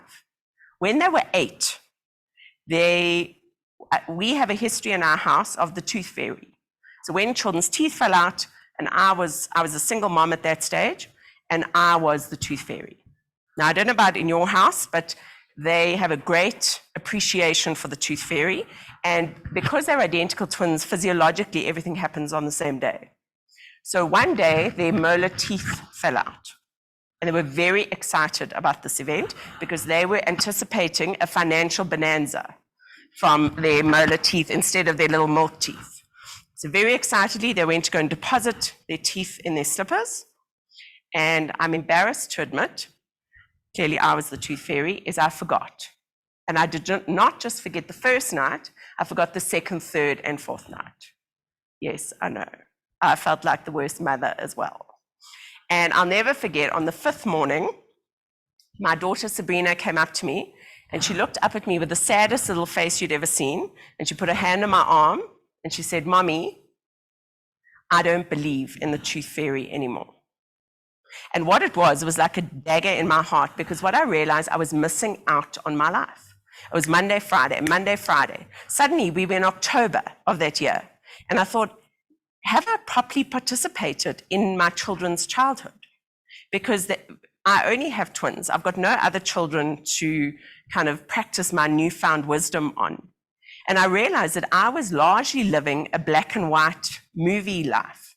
It was not an HD Technicolor life. And I thought, we have one chance at this, and I'm not going to miss out again. And there were 2 things. I went on a program called The Corporate Athlete in Orlando, in Florida, just after the tooth fairy incident. And there were 2 things I implemented in my life, which have made a dramatic difference. The first one is gratitude. So I actively keep a gratitude journal. I'm going to share that with you in a minute. And secondly is I started to run. Now, I was not exercising at all. The facilitator said, if you want to start exercising, start putting your running shoes at the bottom of your bed. And I came back to South Africa. I was a diligent delegate. So I put my pink running shoes at the bottom of my bed. Initially, I ignored them. Then eventually, I got my feet into them. I started to walk. Then I started to walk and run. And in 2011, I ran the New York Marathon. Now, I've never run a marathon before or since, because I thought if I was going to kill myself, at least let me do it in style in New York. But still, I run 5 or 6 Ks 2 or 3 times a week, but I still put my running shoes at the bottom of my bed, and my whole outfit, in fact, and I meet a friend down the road. And that small, because putting your running shoes at the bottom of your bed is a very small thing, but it was a very, very important thing in terms of kind of me actually building up my resilience. So the 4 tools that I want to leave you with here today is, the first one is breathing. So I'd like us to do a breathing exercise. So there's something, a lot of people say to me they'd like to meditate, but they don't know how. So there are lots of apps. There's Calm, there's Insight Timer, there are lots of ones. I personally don't like someone speaking in my ear when I meditate. So I like this technique, and it's called 4-7-8 breathing. So I'd like us to do it. So I'll count, we're going to do 3 of them. And I'd like you to take your hands, and I want you to put them on your tummy. And I want you to make sure that your shoulders are nicely kind of balanced and your feet are firmly on the floor. Okay, and then we're going to close our eyes for a moment. And what we're going to do is we're going to breathe in through your nose. So I'm going to count, and you're going to hold your breath to the count of 7. And then you're going to slowly exhale through your mouth for 8. And I want you to actually make a noise when you exhale. So you're going to almost blow and go through your mouth. So it's in through your nose, hold your breath, and then out through your mouth. So we're going to do 4, 7, 8. Okay, is everyone ready? Right, let's close our eyes. Right, nice deep breath in through your nose. 4, 3, 2, 1. Hold for 7, 6, 5, 4, 3, 2, 1, and slowly exhale, kind of pushing out the air through your mouth. 8, 7, 6, 5, 4, 3, 2, 1. Nice deep breath in through your nose. 4, 3, 2, 1. Hold for 7, 6, 5, 4, 3, 2, 1. And slowly exhale for 8 through your mouth. 7, 6, 5, 4, 3, 2, 1. Nice deep breath. Last one. In through your nose. 4, 3, 2, 1. Hold for 7, 6, 5, 4, 3, 2, 1. And slowly exhale through your mouth for 8, 7, 6, 5, 4, 3, 2, 1. And slowly open your eyes. Do you see how immediately your body feels calmer? I encourage you, whenever you go to the bathroom during the day, do 3 of those. And you will notice how much calmer you are. And if you're a person, because no one is sleeping at the moment, I think sleep deprivation is as big of an issue as climate change. And that's why you'll see on those boxes, we put some sleep salts, because they're 2 quick techniques to be able to sleep better, just as a sidebar, because I know I want to give you guys as many tools as possible during the session. Take 2 slow-release magnesium tablets before you go to bed. Don't take magnesium in the morning, because magnesium makes you tired. So take it at night, and don't take the fizzies, because they kind of very concentrated. You want slow release that will slow release during the day, and then take an Epsom salts bath. So take a cup of Epsom salts, put it in your bath, and you will notice you sleep so much better. And if you wake up, do that 4, 7, 8 breathing while you're lying there, and you'll see it instantly calms your body down. So that's the first technique, breathing, 4, 7, 8. Second technique is gratitude. One of the things that I realized with this research for my book is how negative our brain actually is. Your brain is only there for 2 reasons. Your brain is there to help you think and to solve problems, and your brain is there to protect you. So it's constantly scanning for what could go wrong. What is interesting is your brain is not designed to make you happy. I want to say that again. Your brain is not designed to make you happy. You've actually got to train it. Like you would train a muscle. If you want better kind of Michelle Obama arms, you're going to go to the gym and you're going to train your arms. In exactly the same way, one of the ways in which we train our brain to be more positive is through gratitude. So my 2 bookends of my day, I've told you about the first one, that I only am allowed to look at my phone kind of 45 minutes into my day. And my second one is I'm not allowed to close my eyes until I do a page of gratitude, because gratitude unlocks the fullness of life. All of us who are on this call here today have immense things to be grateful for. And yet our brain constantly goes to what we don't have, to what's missing from our life. We complain a lot. And gratitude makes you realize how blessed we actually are. So some of the things I write in my gratitude journal is I'm grateful for my Sabrina, Caitlin, Michael, Mom, Dad, Mark, Diane, Andrew, and Kim's health. That's my whole family, and I name them. My second thing is I write the love of Michael. I'm 2nd times married, and I'm a great fan of second marriages, so I always show him appreciation. I am always grateful for cappuccinos. I love cappuccinos. Food features a lot in my, and actually really tasting and savoring food. I often write things, I'm grateful for freedom as a woman. How amazing is it that we are born in a time where we can do whatever we want to do? Imagine if we were born kind of 100 or 200 years ago, or in a country that doesn't encourage that. I'm grateful for financial serenity. I'm grateful for the beautiful weather in South Africa, especially in Joburg. I lived in Dubai for 5 years, and let me tell you that my mascara once melted in my eye in May in Dubai. It's very unpleasant. So we have amazing people, we have amazing weather, we have huge opportunities. And as South Africans, we need to focus more on our opportunities and less on the problems, and approach things with an opportunity and a growth mindset. So gratitude makes me focus on that. It makes me realize at the end of that, I think, Helen, you are a very blessed and lucky woman.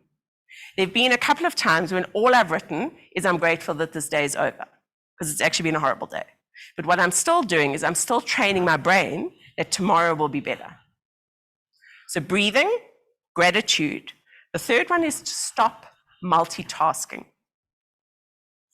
You know, as women, there's all this research. I don't know where this research came. I think it's very outdated, that women are supposed to be good multitaskers. I'm here to tell you, no one can multitask. We do it, but it's not good for us. And our brain doesn't like it either. I mean, if you are driving behind someone who starts to text on their phone, you can immediately see how their driving deteriorates. And in exactly the same way, it's the equivalent when we're doing three things.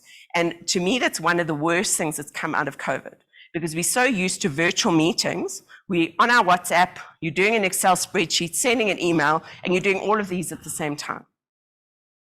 If I had one wish for all of you after this session, is do one thing at a time. It makes us more productive. That's how I wrote this book last year. A lot of people said, you know, you run a business and you're speaking and you're doing this. How did you manage to find time to write a book? I said, I practice deep work. Deep work is 90-minute chunks of time where you switch off your email notifications, you switch off your phone, and you do one thing well at a time. Deep work is the way in which you can be mindfully present in your work. And it's been a complete game changer to me. And in our office, we have very minimal meetings, because meetings often, you know, they interfere hugely with deep work. So stop multitasking. And the last one is have barriers around technology. So I would encourage all of you to practice that digital detox we spoke about, to put your phone away. Never eat around a table with your family when there are phones on the table, because our children are watching us, and it's not what we say, it's what we do. So I'm going to open up for some questions or comments now. I hope some of you have wrote some of your recovery rituals, because we're going to choose some people from the chat in terms of what people have had to say. Your daily, weekly, monthly, and yearly recovery rituals would be fab. But I would like you to leave with a lovely quote from the Dalai Lama. And he said that around living this intentional life. Kolani Gwala, some of you remember him from 702. He died the year before COVID at the age of 42 from brain cancer. And he said, we have two lives. Your second one starts when we realize we only have one. Thank you, everyone.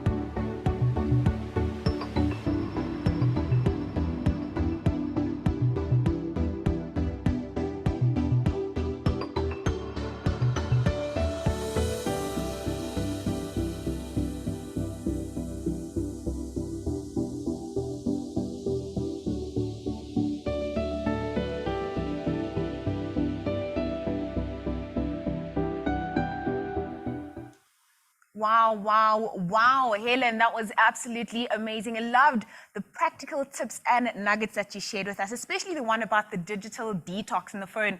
I've tried that myself and failed dismally, so I will be trying again to sort of detox from my phone. So thank you once again for all of those who have answered in the Q&A or the chat function regarding what Helen asked in her talk. We will be sending the prizes to those of you who do win, so do keep those answers coming. Thank you once again, Helen. All right, we're going to play a short video by Santam, who have made this event possible, and this will be followed by the last item on the agenda, being the panel discussion. You do want to stick around for this one. It's going to be a robust one, but for now we're going to play a short video by Santam. Use it to stretch as a comfort break, and do be back within the next 5 minutes or so. See you soon. We pay billions of rands in claims every year, where we give back into society to drive the economy and help people recover from their adversities. But those are not the only people that are important to us. We also, as a matter of approach, focus on the most vulnerable in society.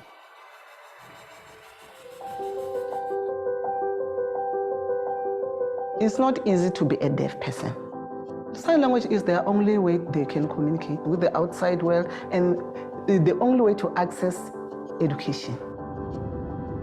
The school is facing fires. All sorts of hazards are prevalent in Mopani District Municipality. The school property is next to the bush. The fire can erupt from the kitchen. We didn't have fire extinguisher to each and every class. We had the siren, but it's a deaf school. They cannot hear the siren. Santam CSI department donated the smoke detectors and the strobe lights so that they can serve as an early warning system for the learners. We also procured additional fire extinguishers, and all this were installed in the whole school, including the hostels. The scope of the project is really around risk management. It's really about saving lives and the infrastructure. This partnership with the National Disaster Management Center and Santam brought a new dimension of help that has been looking for as to how can we help our schools to be ready in case of disasters that strike schools. We are looking to roll out the risk assessment program to the whole of South Africa. Santam, they did a good job here. The way they supported us, they show us that even if you are disabled, we're still there for you. As South Africa's largest short-term insurer, managing risks comes as a natural fit for our corporate social investment initiatives at Santam. In addition to school safety, particularly for schools with special needs, we also work with municipalities across the country through a flagship program called Partnership for Risk and Resilience, which is designed to reduce risks and build resilience in our vulnerable communities. We've got 4 wards in this area. Here in Zoletemba, some of the shacks here are close to each other. Another factor is low-hanging electricity wires. Big fire engines are it's just impossible to drive with them without ripping all those apart. And that is where the skid units have come in.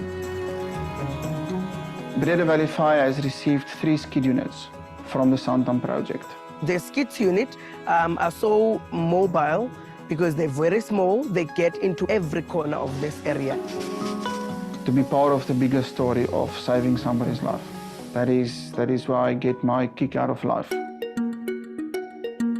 In Ashton, we are getting most of the fires from Ngubela.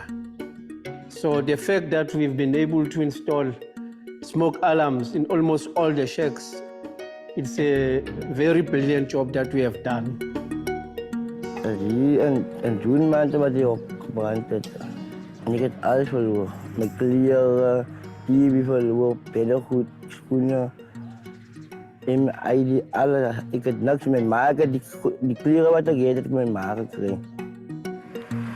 The number of the smoke alarms that we have installed so far is 1,833. With this partnership, Langeberg local municipality requests for smoke alarms in bunches of 100 in a continuous basis. If you look at Witzenberg, it is an area which is felt fire prone. The equipment that we have bought there enables the municipality to be able to proactively manage the risks through control bands and the creation of fire breaks. Wolseley is a small town. This is Montana. If a wildfire can take place, it can spread into the house. So if you create a fire break, it will be less danger for the community. I'm happy to serve my community and I'm proud to be a firefighter. All of the local municipalities have received the benefit, and it is important because it's all about lives and livelihoods. Our strategy of building resilience extends beyond the work we do with schools, municipalities, and communities. We also focus on entrepreneurs, which are a critical growth engine for the country.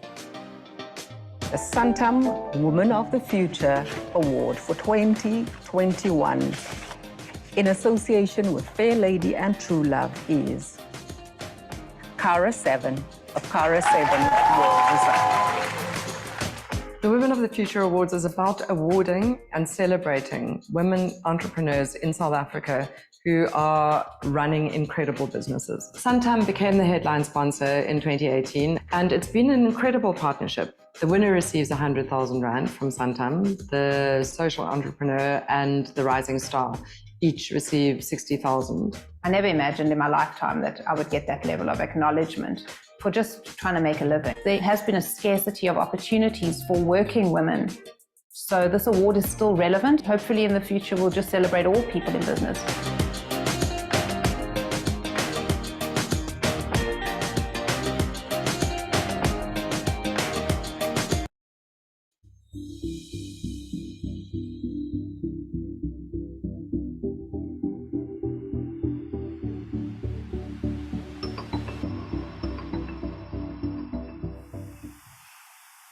And we are back with the last segment of our webinar, which has been going exceptionally well, might I add.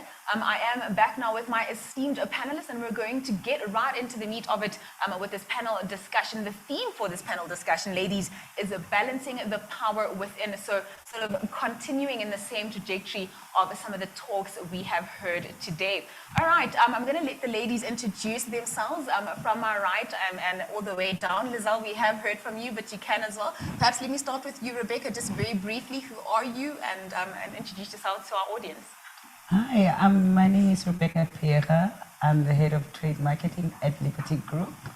I'm a marketing lover, somebody who sits and is always curious about how markets move, how people do their purchasing power, and most importantly, how women can be part of any economy and add to a thriving economy. Fantastic. We're definitely going to get into some of that as we go on with our panel discussion. And let's hear from you, Portia. So my name is Portia Mukhale. I'm from Santam. I'm the head of organizational effectiveness for the group. I'm a mother of 2 boys who are keeping me very busy. And so my interest is really around how we deal with change and agility, particularly in financial services, because I think we are at that point where we really need to make a lot of changes. Fantastic, lovely. And Lizelle, we've already heard from you, but very briefly, who is Lizelle? Who is Lizelle Panamaba? Lizelle is lots of different things. No, so also, absolute grateful to be here, passionate about learning, passionate about empowerment, love learning from different experiences, different people. So today has been most enlightening, and yeah, just looking forward to the conversation. Fabulous. Yeah, well, definitely. The morning has gotten off to a fantastic start with the keynotes we heard a little bit earlier on, and we are going to continue in that trajectory. If you do have any questions, we'll see if we have some time at the end. We might be pressed for time, but please do send them in the Q&A function there at the bottom of your screen, and we'll see if we can address those at the end. All right, let's get right into it then, ladies. So we are still in Women's Month. We celebrated Women's Day on the 9th of August. It's still an important holiday, or is it? Maybe, let me not put words in your mouth. Maybe, Portia, let me start with you. Why do you think it's still important for us to be celebrating Women's Day and Women's Month and empowering one another? So I think it's important for us to have conversations about things that we are trying to improve, right? So we've been having conversations around equality for a very long time for all various groups of people. But I think for women, things have gotten better, but now we have more and more issues that are cropping up that we need to deal with. And the truth is you cannot make a change without the conversation, right? And the conversation is the starting point that then allows you to figure out what are the actions you need to take to make the hard change. So for me, I think we must still have it because it keeps it at the forefront of our minds and actually gives us something to work towards. 100%. Rebecca, these conversations, 100% agree with Portia. Do you have anything to add to that? So for me, it is quite vital that it goes beyond conversation.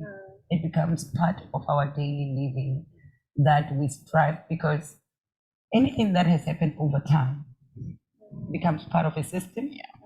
So for us to get there, the conversations are not that old. And it is going beyond recognizing just the conversations and saying, how do we make this part of our daily living? And it goes beyond that in a sense that inclusivity, and for us to keep the radar.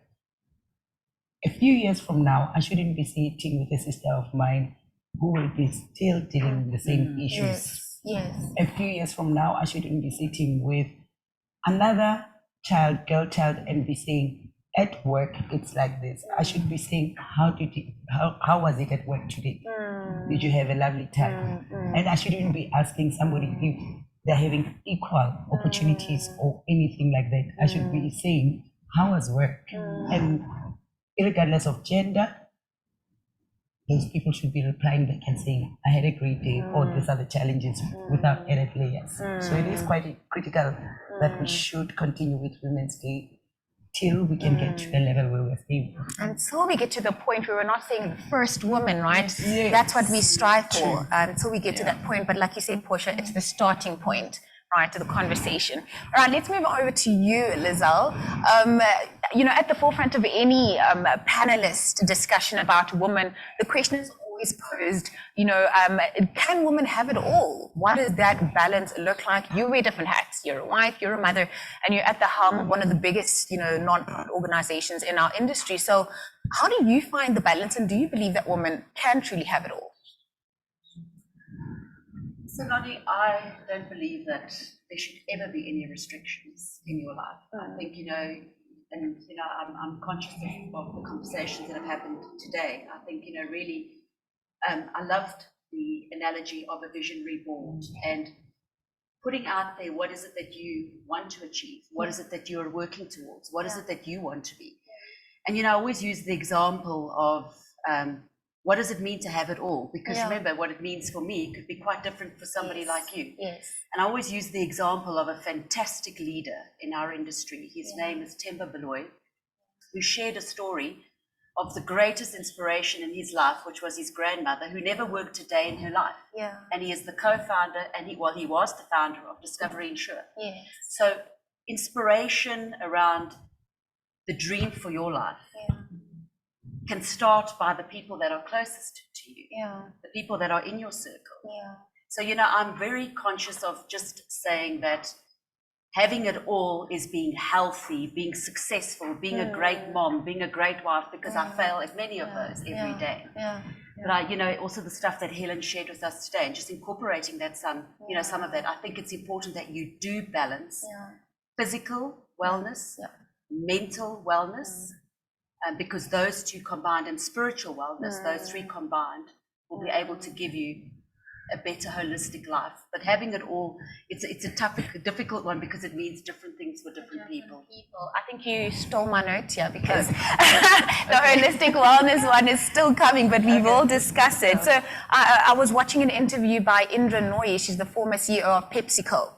And I loved how vulnerable and honest she was when asked that question, you know what, I'm going to be honest with you. I am at the helm of a multinational billion-dollar organization. Am I going to make daughter and mother cupcake day on Wednesday at 10 o'clock all the time? Not necessarily. And she was honest.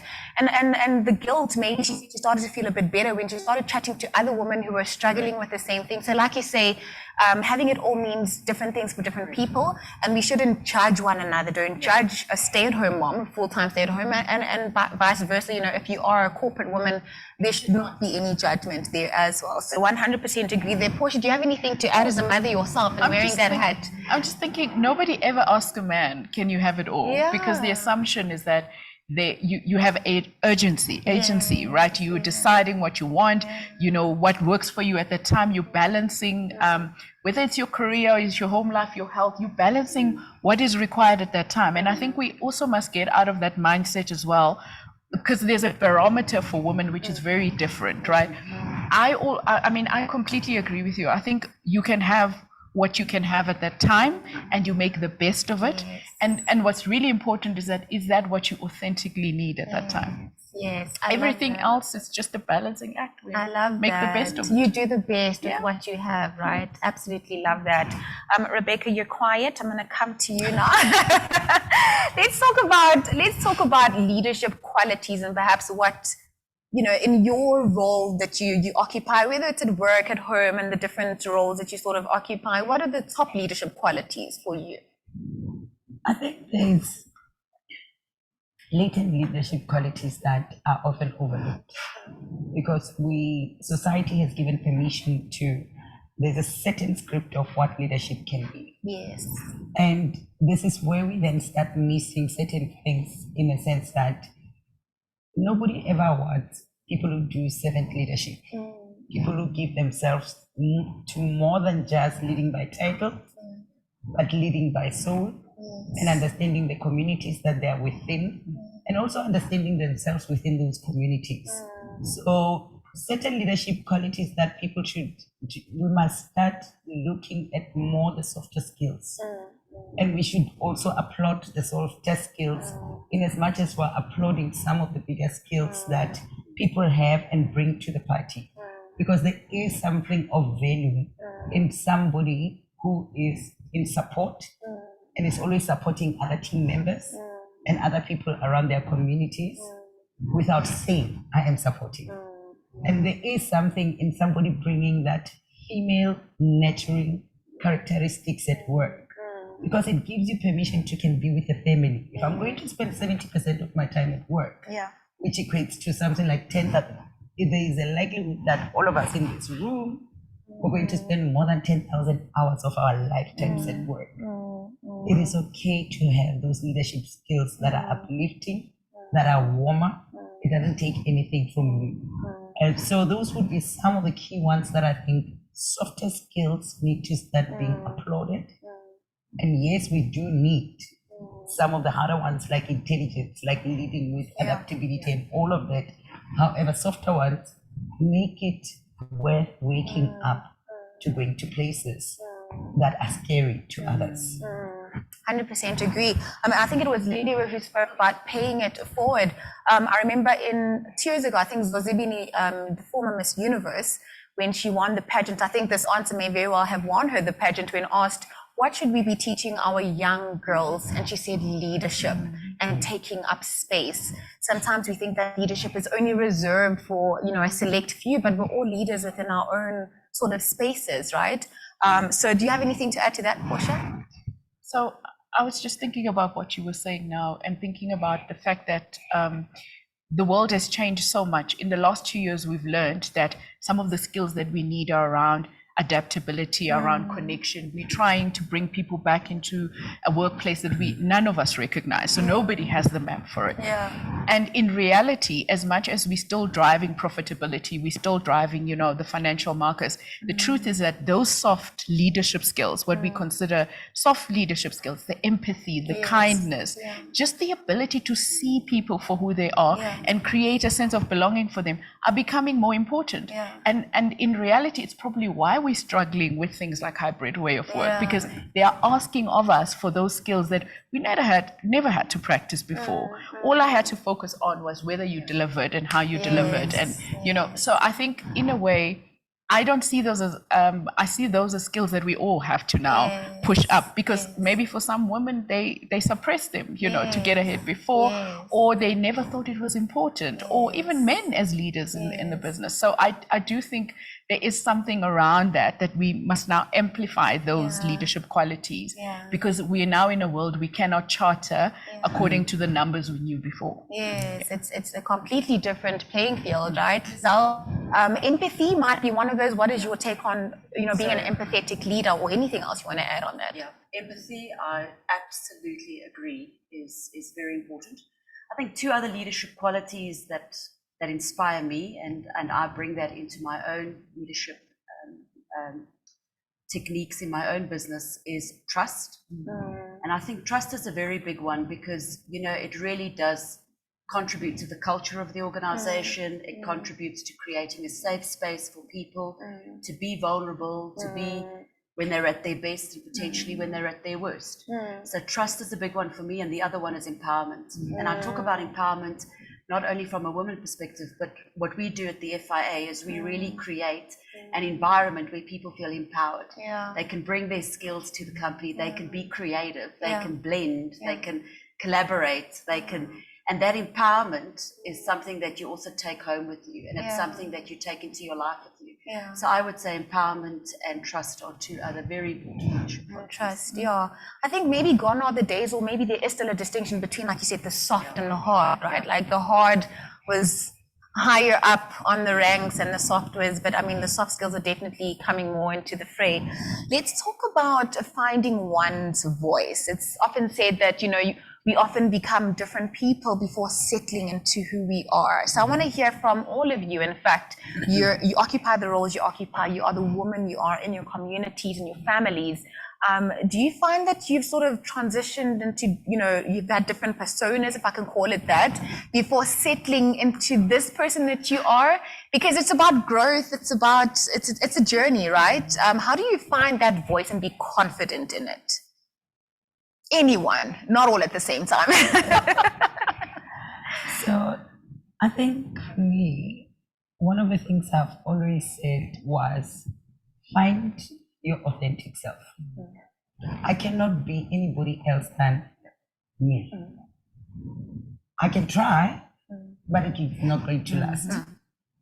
And in finding your authentic voice, you also bring with you your true self to situations. If I'm supposed to, at that time, dial up crying because I'm a being that has feelings, I think, I do things, and I might be finding it challenging. When you are in your authentic self, it does not matter who is saying what, and give people the permission. It's not like there's anybody around us here with a spare body in the cupboard that I'm going to open the cupboard and say, today I'm dialing the Beyonce body. This is the one that I have. If only it was that easy. This is the one that I have. Yeah. Acceptance and bringing your authentic self is quite crucial because then people deal the same person every day and people get to know, and you get to know your depths as well without having to de-roll all the time to somebody else that you're not. Because it's exhausting.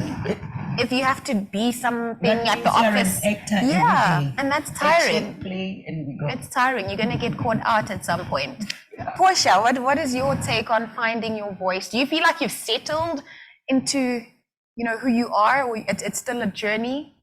I think it's still a journey. I think my voice has gotten stronger over time, and that probably is a function to some extent of feeling more comfortable, of maybe more confident over time. I suspect that who that voice sounds like in another 10 years will be very different. I completely agree with the thing about finding your authentic self. I think the one thing I would say though is that in many ways, and it's not just young women coming into the workplace, it's a lot of young people or new people in unfamiliar places, that it's sometimes hard to own your voice, right? And this morning I was just thinking about a saying. I keep forgetting who said this, so I apologize. But there's a saying that how you find your voice is by using it. And I think it's so important that we each take accountability for using our voices, but that maybe we create space for people to use their voice. Because sometimes it's just a whisper. Some days it's difficult. You're just barely trying to get your voice in, and some days it's really powerful. So I mean, as I said to you, I don't think that I'm at a point where my voice is where it probably needs to be, and it might not get there, and that's okay, because then it's a work in progress. It's a work in progress. It's not where it was 5-10 years ago, and it'll be different. Definitely in the next. And Liza, what's your take on that? Well, these ladies, I think, have given such a powerful view on where to use a voice. I mean, the only thing I would probably add to that would be know when to use it. Yes. And really just be mindful of that. Yes. Because, I think all of us, I can't even say many, I think all of us look back and think, I wish I'd said something. I wish I'd said something. Know when to use your voice and be confident enough to use it. Because at least you're using it. And I think to what these ladies are saying, are you ever going to be there where we're all confident with what we say? Or are we all going to be confident about what our views are on the world? I mean, we're going to be judged. You're going to be praised. There'll be ups and downs. I think it's a journey. It's a journey. It's a journey. And I do agree that I think as time goes on, maybe with maturity, I don't want to say age, that you do become more confident in your voice. Did she just throw that at with maturity, you become more confident, you become more articulate, and you know it doesn't matter what the opinions of others are going to be, because you stand in your truth, whatever that might be. All right, let's chat about some barriers. I feel like this one is going to be an interesting one. What are some of the barriers, challenges, or things that you think are holding a woman back, be it a young lady who's just starting out, or even later on in your career? What are some of the things that have been barriers or held us back, especially in the workplace? Sure. And even if it's your own experience, and some things maybe that you think back and you said, if I had done this differently, maybe, what are some of the things that held you back or continue to hold women back that you've observed? I mean, if I have to think about my own career, I think the things that held me back was myself to a large extent. Yeah. It's your own sort of fears and your own insecurities, and it's your own conversations in your mind that hold us back. And when I look back and I think about all the opportunities that I've been very very fortunate to experience in my career, those opportunities were created by men. The opportunities were supported by men. So I just think it's potentially also cultural. One of the barriers and one of the things that also hold us back is cultural, which is so embedded in our DNA. And I think also for us as women to start challenging these cultural barriers, and which come into your career, they spill into your career. And just to really be mindful of that and challenge those things. But I would honestly say, I think I was probably one of the biggest barriers. Your own worst I was my own enemy. biggest barrier. Wow, that's powerful. And for you to get to the point where you recognize that that's the case, right? Self-awareness. Rebecca? So I'm going to agree with Liz on the culture.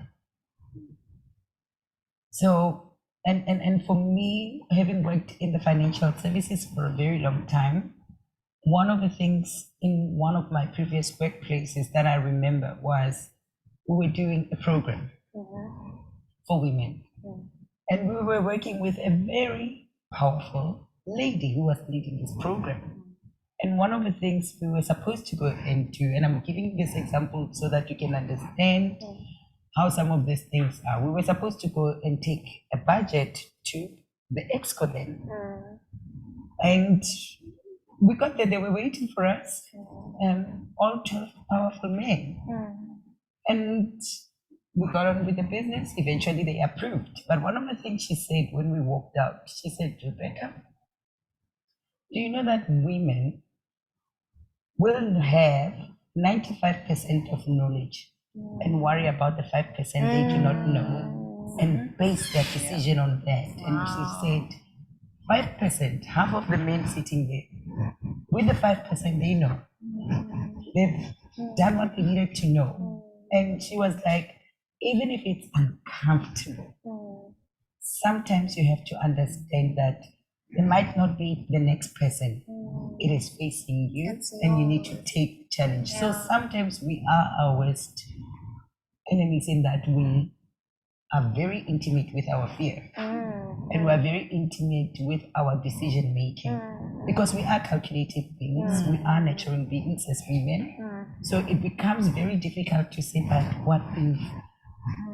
Sometimes just say, I would love to do this. So cultural, it will, like I said, any system didn't start for a day. It's years and years of training the mind, of training your body to think in other ways, but also adjusting. It also gives us an opportunity. I think most people talk about the barriers without thinking about the opportunities of how can I look at this system and make it work for me? And if it works for me, can I replicate it for others that are coming? So, yeah. Right. Wow, that's really powerful. I love that. And I think if mentioned it in her talk, the fear and the conversations we have with fear, which is false evidence appearing real, right? And I think the trick is to do it scared, recognize and acknowledge that the fear is there and do it anyway. Portia, let's talk about, which I think you've kind of covered, and I think you did as well, Lizelle, somewhat, imposter syndrome, especially. I don't think it's exclusive to women, but women especially struggle with imposter syndrome, feeling like a fraud. Like you said now, a man, will have 50% of the criteria for a job application and say, I'm going to apply, I'm going to get it. A woman misses one thing on that criteria and she eliminates herself from the running and she doesn't apply. So what can we start doing about imposter syndrome, and why is it something that holds us back so much? So I don't know if everybody would agree with this, but I feel like you need to call it by name. The fact that, so you're sitting there, you are afraid, you are anxious, right? You are overthinking the situation, you are questioning yourself, but you never say it. So it's actually almost like a double jail in a way, because it now holds you back from saying it, it holds you back from doing something about it. And I think what I find, which is quite nice, is that I think people have started talking about these fears openly, right? Of course, you need to do it in a safe place and, with people who support you. But I think for me, that's the first thing, is when you call fear by its name, you actually just go through the first barrier with, okay, now I'm acknowledging I'm scared. Now I need to find a way to deal with it as well. I do think that, and it's cultural, it's biological, it's probably, all sorts of things. We've been conditioned to over question ourselves. I mean, when you were talking now, I thought of something completely out of it, but my mind works like that. But it actually triggered a thought around how you've read the statistic about how women are always so scared to look like they are not being nice to people, and how that leads to them being abused and hurt, right? But at the center of it is exactly the same thing, is that hesitancy to stand in your truth in that moment. And I mean, back to imposter syndrome, I think once you've acknowledged what it is, just asking for help or asking somebody else to look through something for you gives you a different perspective. And sometimes we need another voice that's not the voice in our head that's constantly lying down and feeling like it's going to fall over. But also just building a circle of people that you can say, you know what, I'm working on this, what do you think, right? And in that moment, looking at somebody else and they give you feedback or they say, no, it's great, go ahead. I think that actually helps you to get over for that day, because tomorrow is another day, just so you can get through the thing, especially with really big things, when you're really working on something that really means a lot to you. I love that. I love the acknowledging it, right? So important. I think it was Elizabeth Gilbert in her book, Big Magic. She says, she acknowledges fear. She says, you're in the car, you're sitting in the back seat though, you're not in the front, you don't have control of the steering wheel. I acknowledge your presence, but you are not in control. And I think once you do that, then it allows you to step into that thing. I've often, and I'm sure the case is, for all of you as well, stepped into something, done work where you had no idea, but on the other side of it, you said, hey, that wasn't so bad. I did it, and and I came out fine. So I think acknowledging fear and that imposter syndrome is very, very important. And can I add something? Sure. Sometimes you won't walk out fine, and I think that's the other thing we need to acknowledge. Because it's okay. There will be days where you will fail dismally. And in those days, you just sit there and you go, okay, I failed, and you acknowledge it. But then tomorrow is another day again. Not to take it too hard, right? Don't take it so personally. It happens, and then to move forward. Because if you don't fail, it means you're in action. You're not taking any steps, and it means you're not growing there, right? So I think it's important. So very important conversations. These. Thank you, ladies. All right, and then let's talk about the health, which you briefly touched on at the beginning, Lizelle. So and I think Helen kind of did it as well. The importance of health. Holistic health and women looking after themselves first. I think it was Linda who spoke about filling your cup. You can't give from an empty cup. So when you talk about health, we talk about not just physical, which we are all quick to go to, and looking good, which is important, but we're talking about emotional, we're talking about mental, we're talking about spiritual health. So let's chat about the importance of that and having a full cup to give from. Rebecca. Very, very interesting topic for me, and I think Helen put it very well. At some point, we are products of our own learning, and I think it boils down to two things. There's the process, and there's also the actual action of really taking care of yourself. you have to be deliberate. There is only one body that you have, but you also have to understand the world in which you are operating, what types of deliveries, what types of things that you need to do. If one part of your body, because it's a system, is out of kilter, you are affecting other parts of your life as well. So if I'm not well at work, I'm affecting my team. If I'm not well at home, I'm affecting the home base. So it is very important to schedule days where you are going to do what I call self-care and self-love. Some days, your sibling, your son, or nobody is there, give yourself a hug.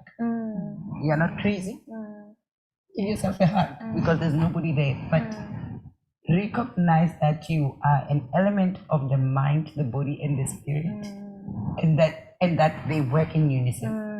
If your body is non-functioning, you're not good to yourself, you're not good to the next person, you're not good to work. So it becomes a deliberate exercise. If you can't do it to the example that Helen gave us, schedule it in your calendar. I'm going to have a head and shoulder massage every month end, even if it's most places this stays closely. Then have a conversation with someone to double check if you are thinking crazy thoughts. Because sometimes there are people who bring you back. Then take a walk in nature. Sit in the sun. You were designed for that, not just buildings. So I would say really looking at your health, but looking at yourself from a context of you are part of the whole. And the whole needs different types of interventions to function. Becomes critical to anybody, regardless of whether you're a woman or a man. Wow, that's really powerful, Lizelle. I mean, we have this inherent, I think it's just in our DNA as women to be all things to everyone and to leave ourselves. We leave ourselves lost, but not realizing we're doing ourselves a disservice. Maybe you can chat to that. So, Portia, you're in my mind. I can see that was on your iPad. You know, health and wellness is a holistic thing, exactly as Rebecca said. But one of the things that I personally think is something we need to address head on is this mindset that we have to control everything. And we have to control, and it's controlling what's happening at work, it's controlling what's happening at home, it's controlling what's happening in our children's schedules, our personal schedules, and it's just like a form of capture for me. And when you just let it all go and you become more free-spirited, I think holistically, springs of life come up and you are just a happier and healthier person as a whole. You know, it's something we really do struggle with. You know, I think to myself, okay, I even have in my diary, run 10 kilometers today. Tomorrow morning I must train. Because in my mind I'm telling myself, if I can tick that box and I can tick that box, I can tick that box, then I tell myself I'm somehow balanced. But just listening today around how when you let things go and you incorporate it more naturally and more authentically into your life and more real about who you are and what you want to be, that holistic wellness comes into the workplace, it comes into the home, it comes into other areas. So I think it's that is an excellent point that you've just made. 100%. And Portia, what is your view on that? I have a lot of friends who are married and mothers, and they often say, well, I can't look after myself, and you know, they leave themselves for last, and they're giving from an empty cup, and then it drains you and exhausts you. What's your take on that? So I agree with them, because I have days like that where I'm like, please, I've already expanded energy. You know, can I just lie down, because that seems like an easier thing. But I think the thing about bringing things into your life in a more authentic way is that I think you can bring yourself back into flow again, right?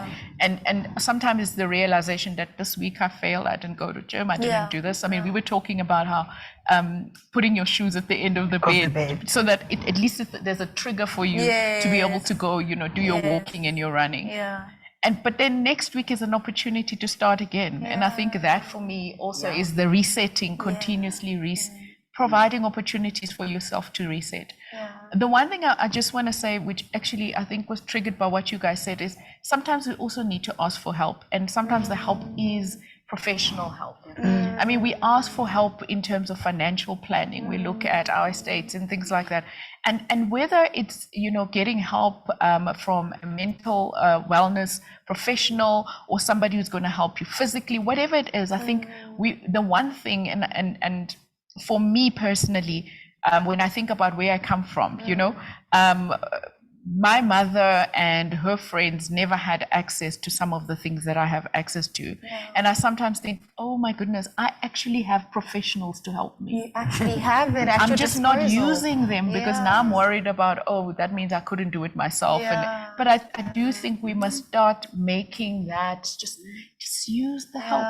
And we shouldn't have to do it all ourselves. Like you say, the help is there, and we definitely need to tap into it and to use it. So very important conversations about holistic health and giving from a full cup. Otherwise, you're just doing yourself a disservice.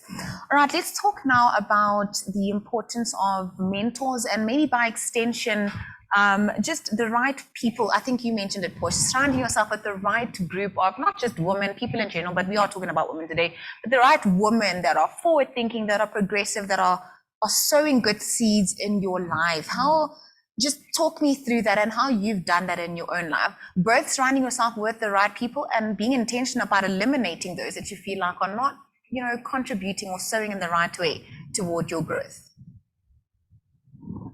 So I would say for everything that you do, there's always an expert. The worst answer anybody can ever give you is a no.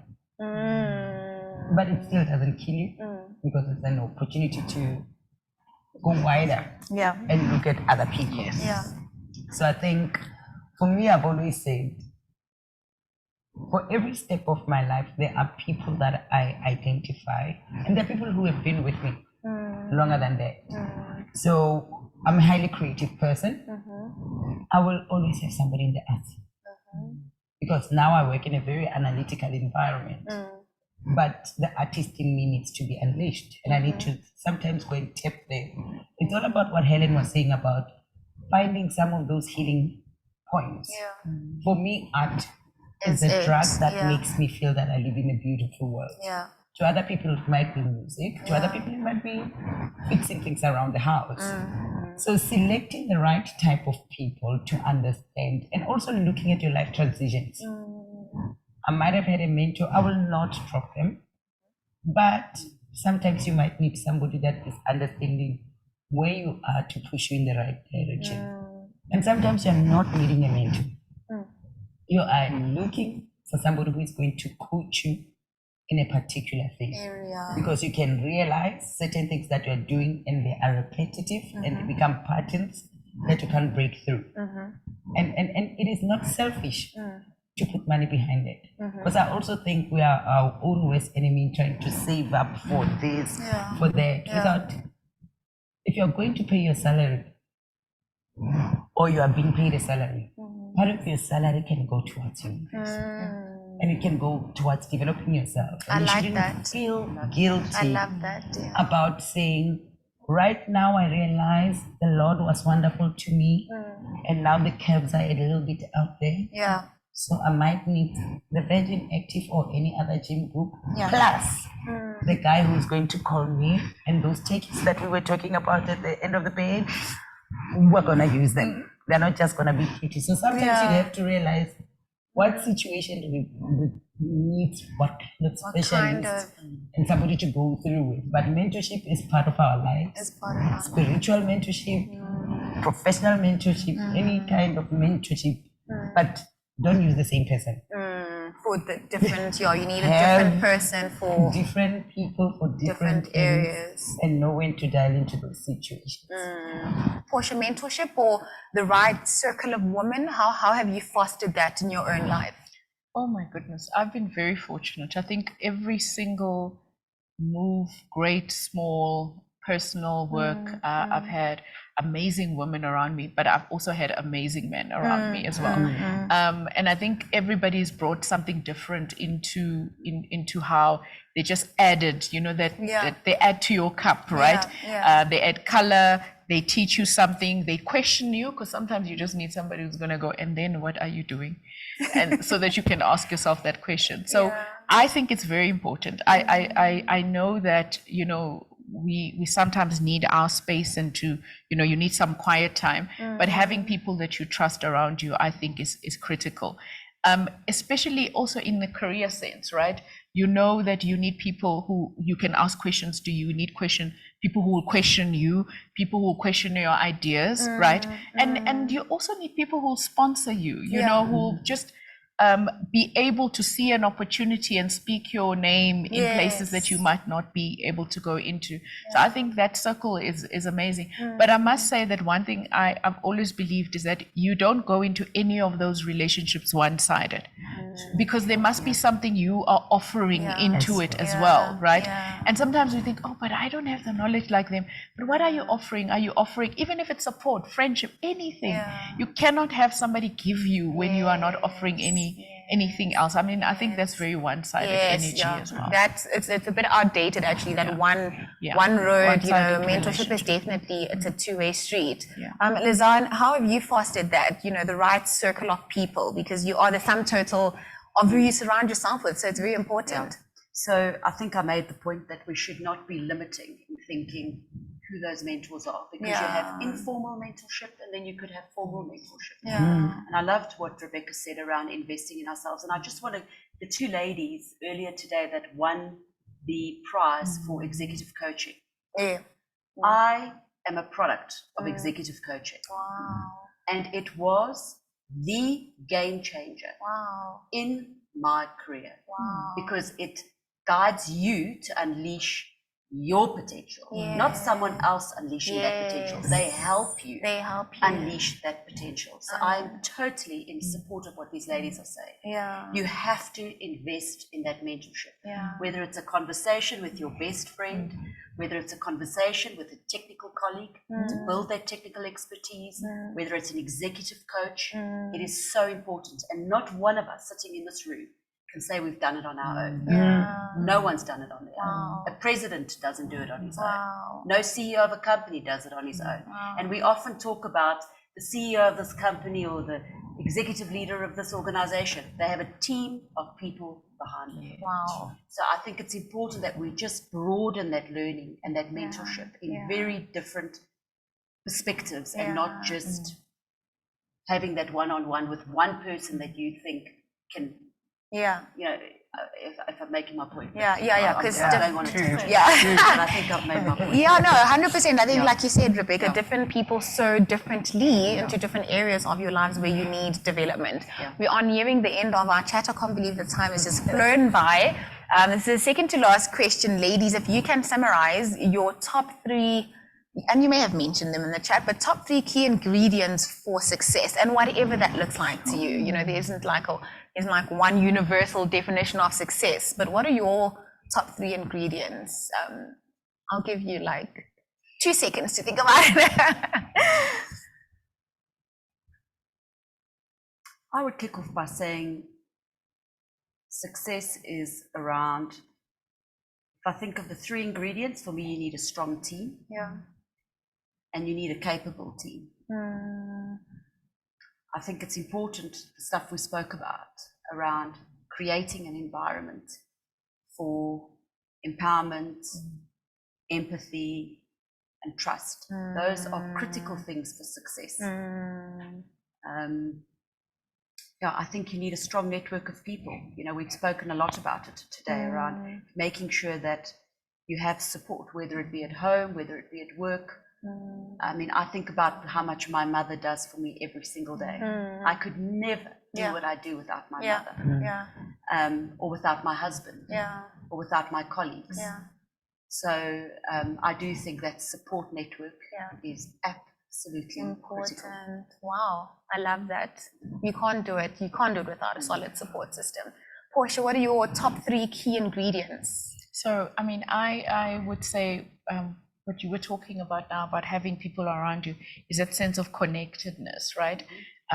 With the connection to other people and what they bring in your life. I think that actually just makes everything work. I think on a personal note, it's just being very clear about what means the most to you, because there's so many things you could be doing, and other people could see them as successful, but they just mean nothing to you, and they drain your energy, and they suck the joy out of your soul. So that level of clarity about the things that feed you, the things that excite you, and hopefully doing work that you love, that really that's one thing. And I think just accepting that success changes. Sometimes it's just getting through the day, and sometimes it's really achieving something big and being okay with it. I love that. It has different meanings at different stages of our lives. Rebecca, you are in deep contemplation. It's because both Liz and Portia really spoke to most of the points. But I would love to say the 3 ingredients for me that really work. We become a nation that consumes as opposed to a nation that listens. Wow. Yeah. It is very critical in all the environments that we go into. Sometimes be the one that listens. Because in that you are able to not come with your own way of doing things, but to be able to understand where the next person is coming from. And it is also critical to your leadership, because I might know, actually as a human being, I don't know it all. I don't know what I don't know now. And there is merit in different generations and different people from different perspectives that we bring into a place. So for me, that is one of the listening. The other one is being able to say acceptance. In accepting different things, you foster diversity, you foster inclusion, you also understand different perspectives. You might not know it all, but you start understanding. And it's learning, because we're in constant learning. There's no better version of any other thing. And then the last one for me is going to be in leadership. I think one of the best things is it's more towards me and myself in how I approach things. I think bring your best self, even if it might not be the next person's best. As long as that day I feel like, you know what, today I was like the Michael Phelps of swimming through the Liberty passages. If it makes me feel good, but give it your best. Because you come with a positive, thankful attitude of gratitude towards things, but you can almost say have a moment when you're done that says, how do I revisit that and do another best? And in all of that, you are fostering a new culture of doing things and helping others, and you might inspire others without you even knowing realizing it. Wow, powerful, ladies. Last question before we close is the last question. What advice would you give to your younger self coming into, let's say, the insurance industry, because we are here, knowing what you know now? What would you tell yourself? Or maybe what would you do differently if there is anything that you would do differently? Rebecca took the words out of my mouth. I would say, I wish I'd listened. I would listen. I would have a lot more mentors. Informal, I would capture every learning opportunity that was given to me. And I think I would have more fun. You know, if I think back on my career, I've taken it so seriously, that I've almost lost out on some of myself in that process. I would say I'd have more fun on the journey. That's really interesting, and I guess something that you can only say in hindsight, because I think at the time you were resolute and you had a goal to achieve and you were very stern on it. So that's a very interesting reflection. Portia? So I would say to my younger self, trust yourself, right? We spoke about how people bring different things, and I think that your ability to see the world, to see the systems and how they trust that, and don't feel like because you can't concretize it that it doesn't mean anything. I agree with you. I would learn everything. There are things that in hindsight, I'm like, oh, you know, I should have listened better to that conversation, because I think it would have just added so much. And also just be open to every single opportunity. Nothing is going to be wasted as part of your learning. So that's the advice I would give myself. Wow. Love it, ladies. Rebecca. Take us home, Rebecca. Yeah, take us home. So I think for me, you know, when I saw the agenda today, and I thought to myself, wow, firstly, I am a crazy person, so I would have wished for a time machine to do this one.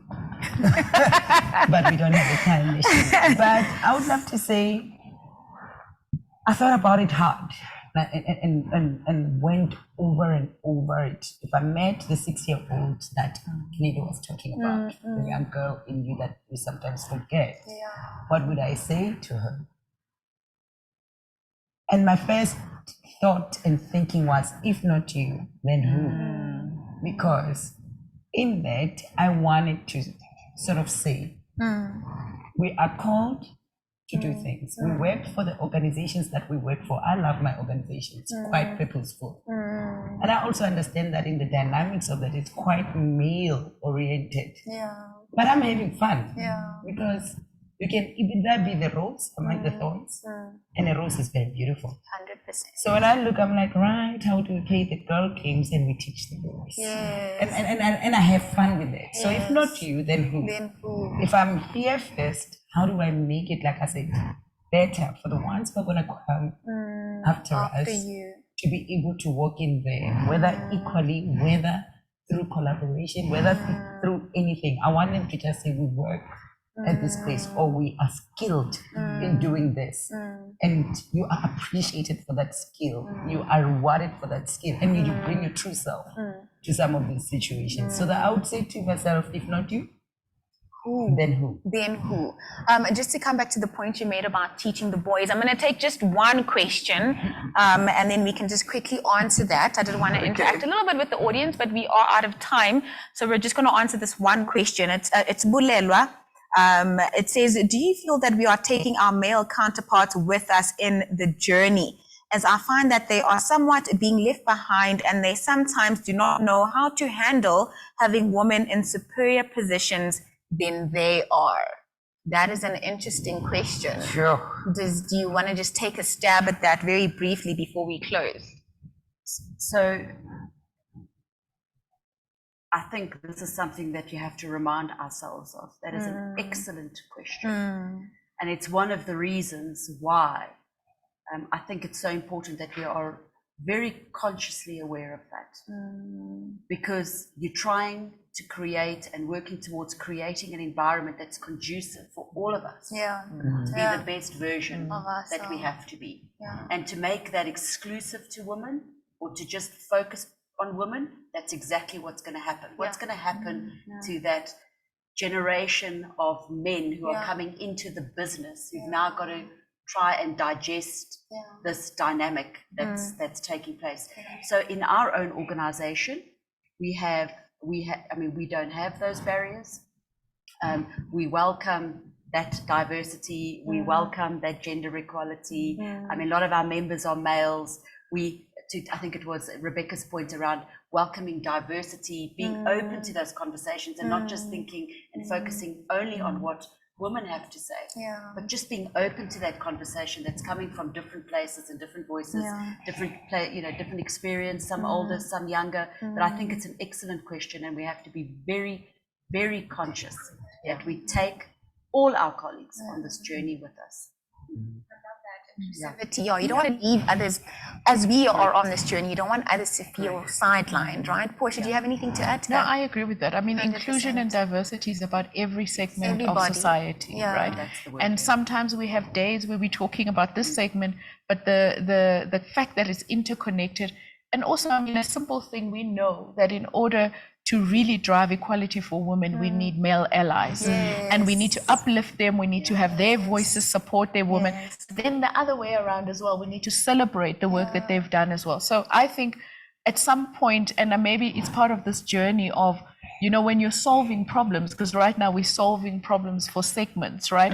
We must get to the point where we have a conversation about uplifting everybody so that nobody feels left behind. Behind on the journey. Ladies, you've all been absolutely amazing. Thank you for sharing your insights. It's been such a robust conversation and discussion. And I really hope all the ladies and everybody who's tuned in, because I am aware that there might be some males that are watching, have enjoyed the insights that you have shared with us.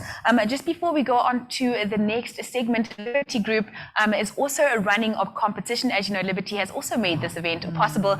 Liberty is giving away 50 books. The title of the book is I Don't Need an Inspirational Quote, I Need Coffee. Now there's a title I can get behind. We are giving away 50 of these and 26 sorbet vouchers. This is all you need to do.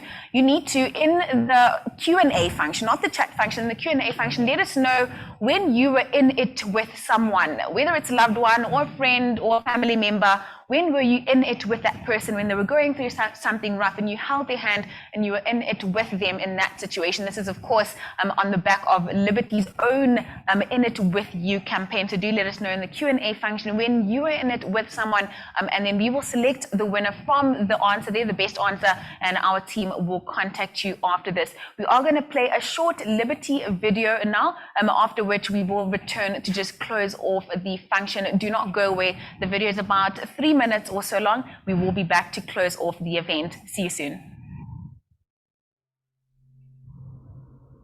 There's always a chance a tiny spark will remain, and sparks turn into flames. Whenever you call me, I'll be there. Whenever you need me, I'll be there. I'll be around.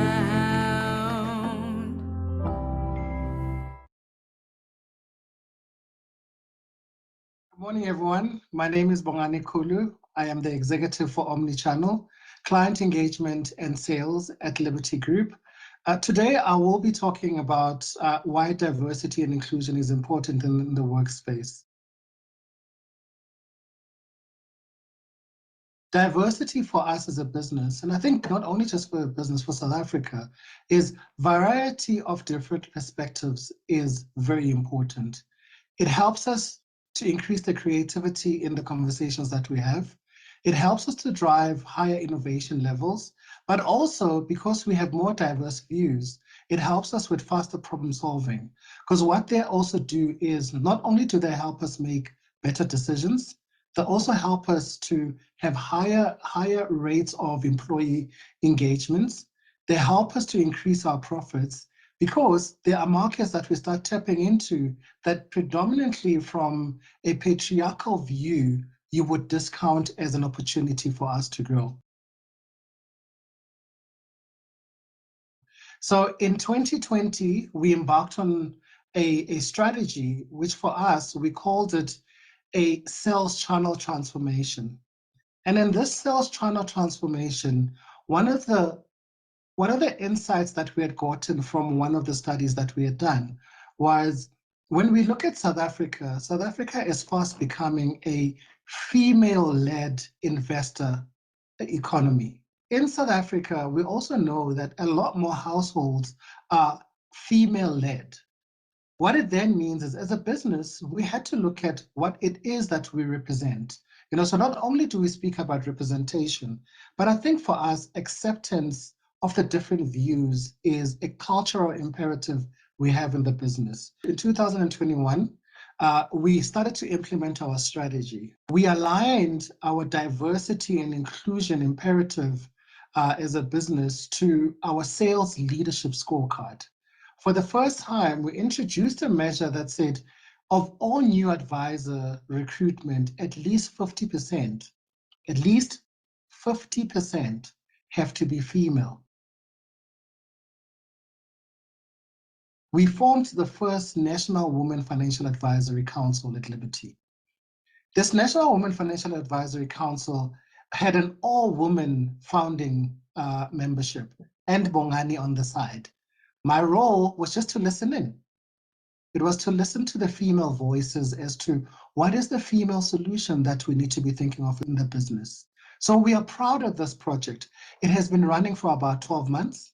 And our first cohort of financial advisors are currently now going through what we call our mentorship program. Not only are these female advisors actually helping us, they're also questioning some of what we call our business values that we've always done. So patriarchal norms in our business are now becoming a thing of the past. We are moving more towards an inclusive and diverse organization. My female advisor understands the journey that I have to walk. They not only know about it, but actually they can empathize because they probably have walked the same journey as me. There is something special about female financial advisors. They are able to cut beyond the technical conversations that we have as an industry. I think for me, we are ensuring that there is the right representation of successful females, that my daughter, who's currently 15, can in 10 years' time look at financial advisory as a career of choice, because there is the right role modeling from starter financial advisors to more established financial advisors to large entrepreneur operations that are led by successful female entrepreneurs. So I think for me, selfishly, that's what I would like to shift. I want to wake up one day and I don't want my daughter to ask me the question, Dad, what did you do? When you had the opportunity to do something, what did you do? So we talk about paying it forward. So we know that in South Africa, in order for South Africa to be an outperforming economy, we need more female leaders. We need more female entrepreneurs. And let me boldly say it, we need more female financial advisors.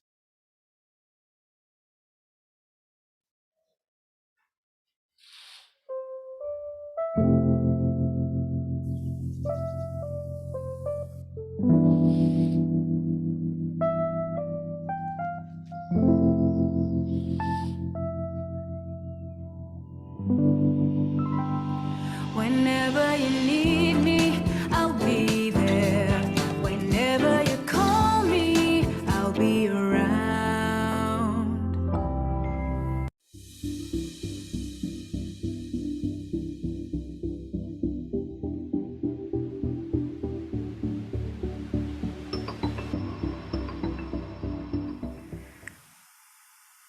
Well, we are back and we have reached the end of our webinar. We hope all of the ladies who tuned in today found great value in the insights that were shared today. Let me take this opportunity now to thank all of the parties without whom this event would not be possible. A huge thank you to the FIA, especially Lalani and Sharif for your tireless work. A huge thank you to Santam and especially Puti, Shale and the marketing team for all of your efforts, as well as Liberty Group. Tuladu, you and your team, a huge thank you to you. And of course, CN and Kerr Events, what would we be without you? A huge thank you for the amazing work that you do. I'd like to leave you with this short quote.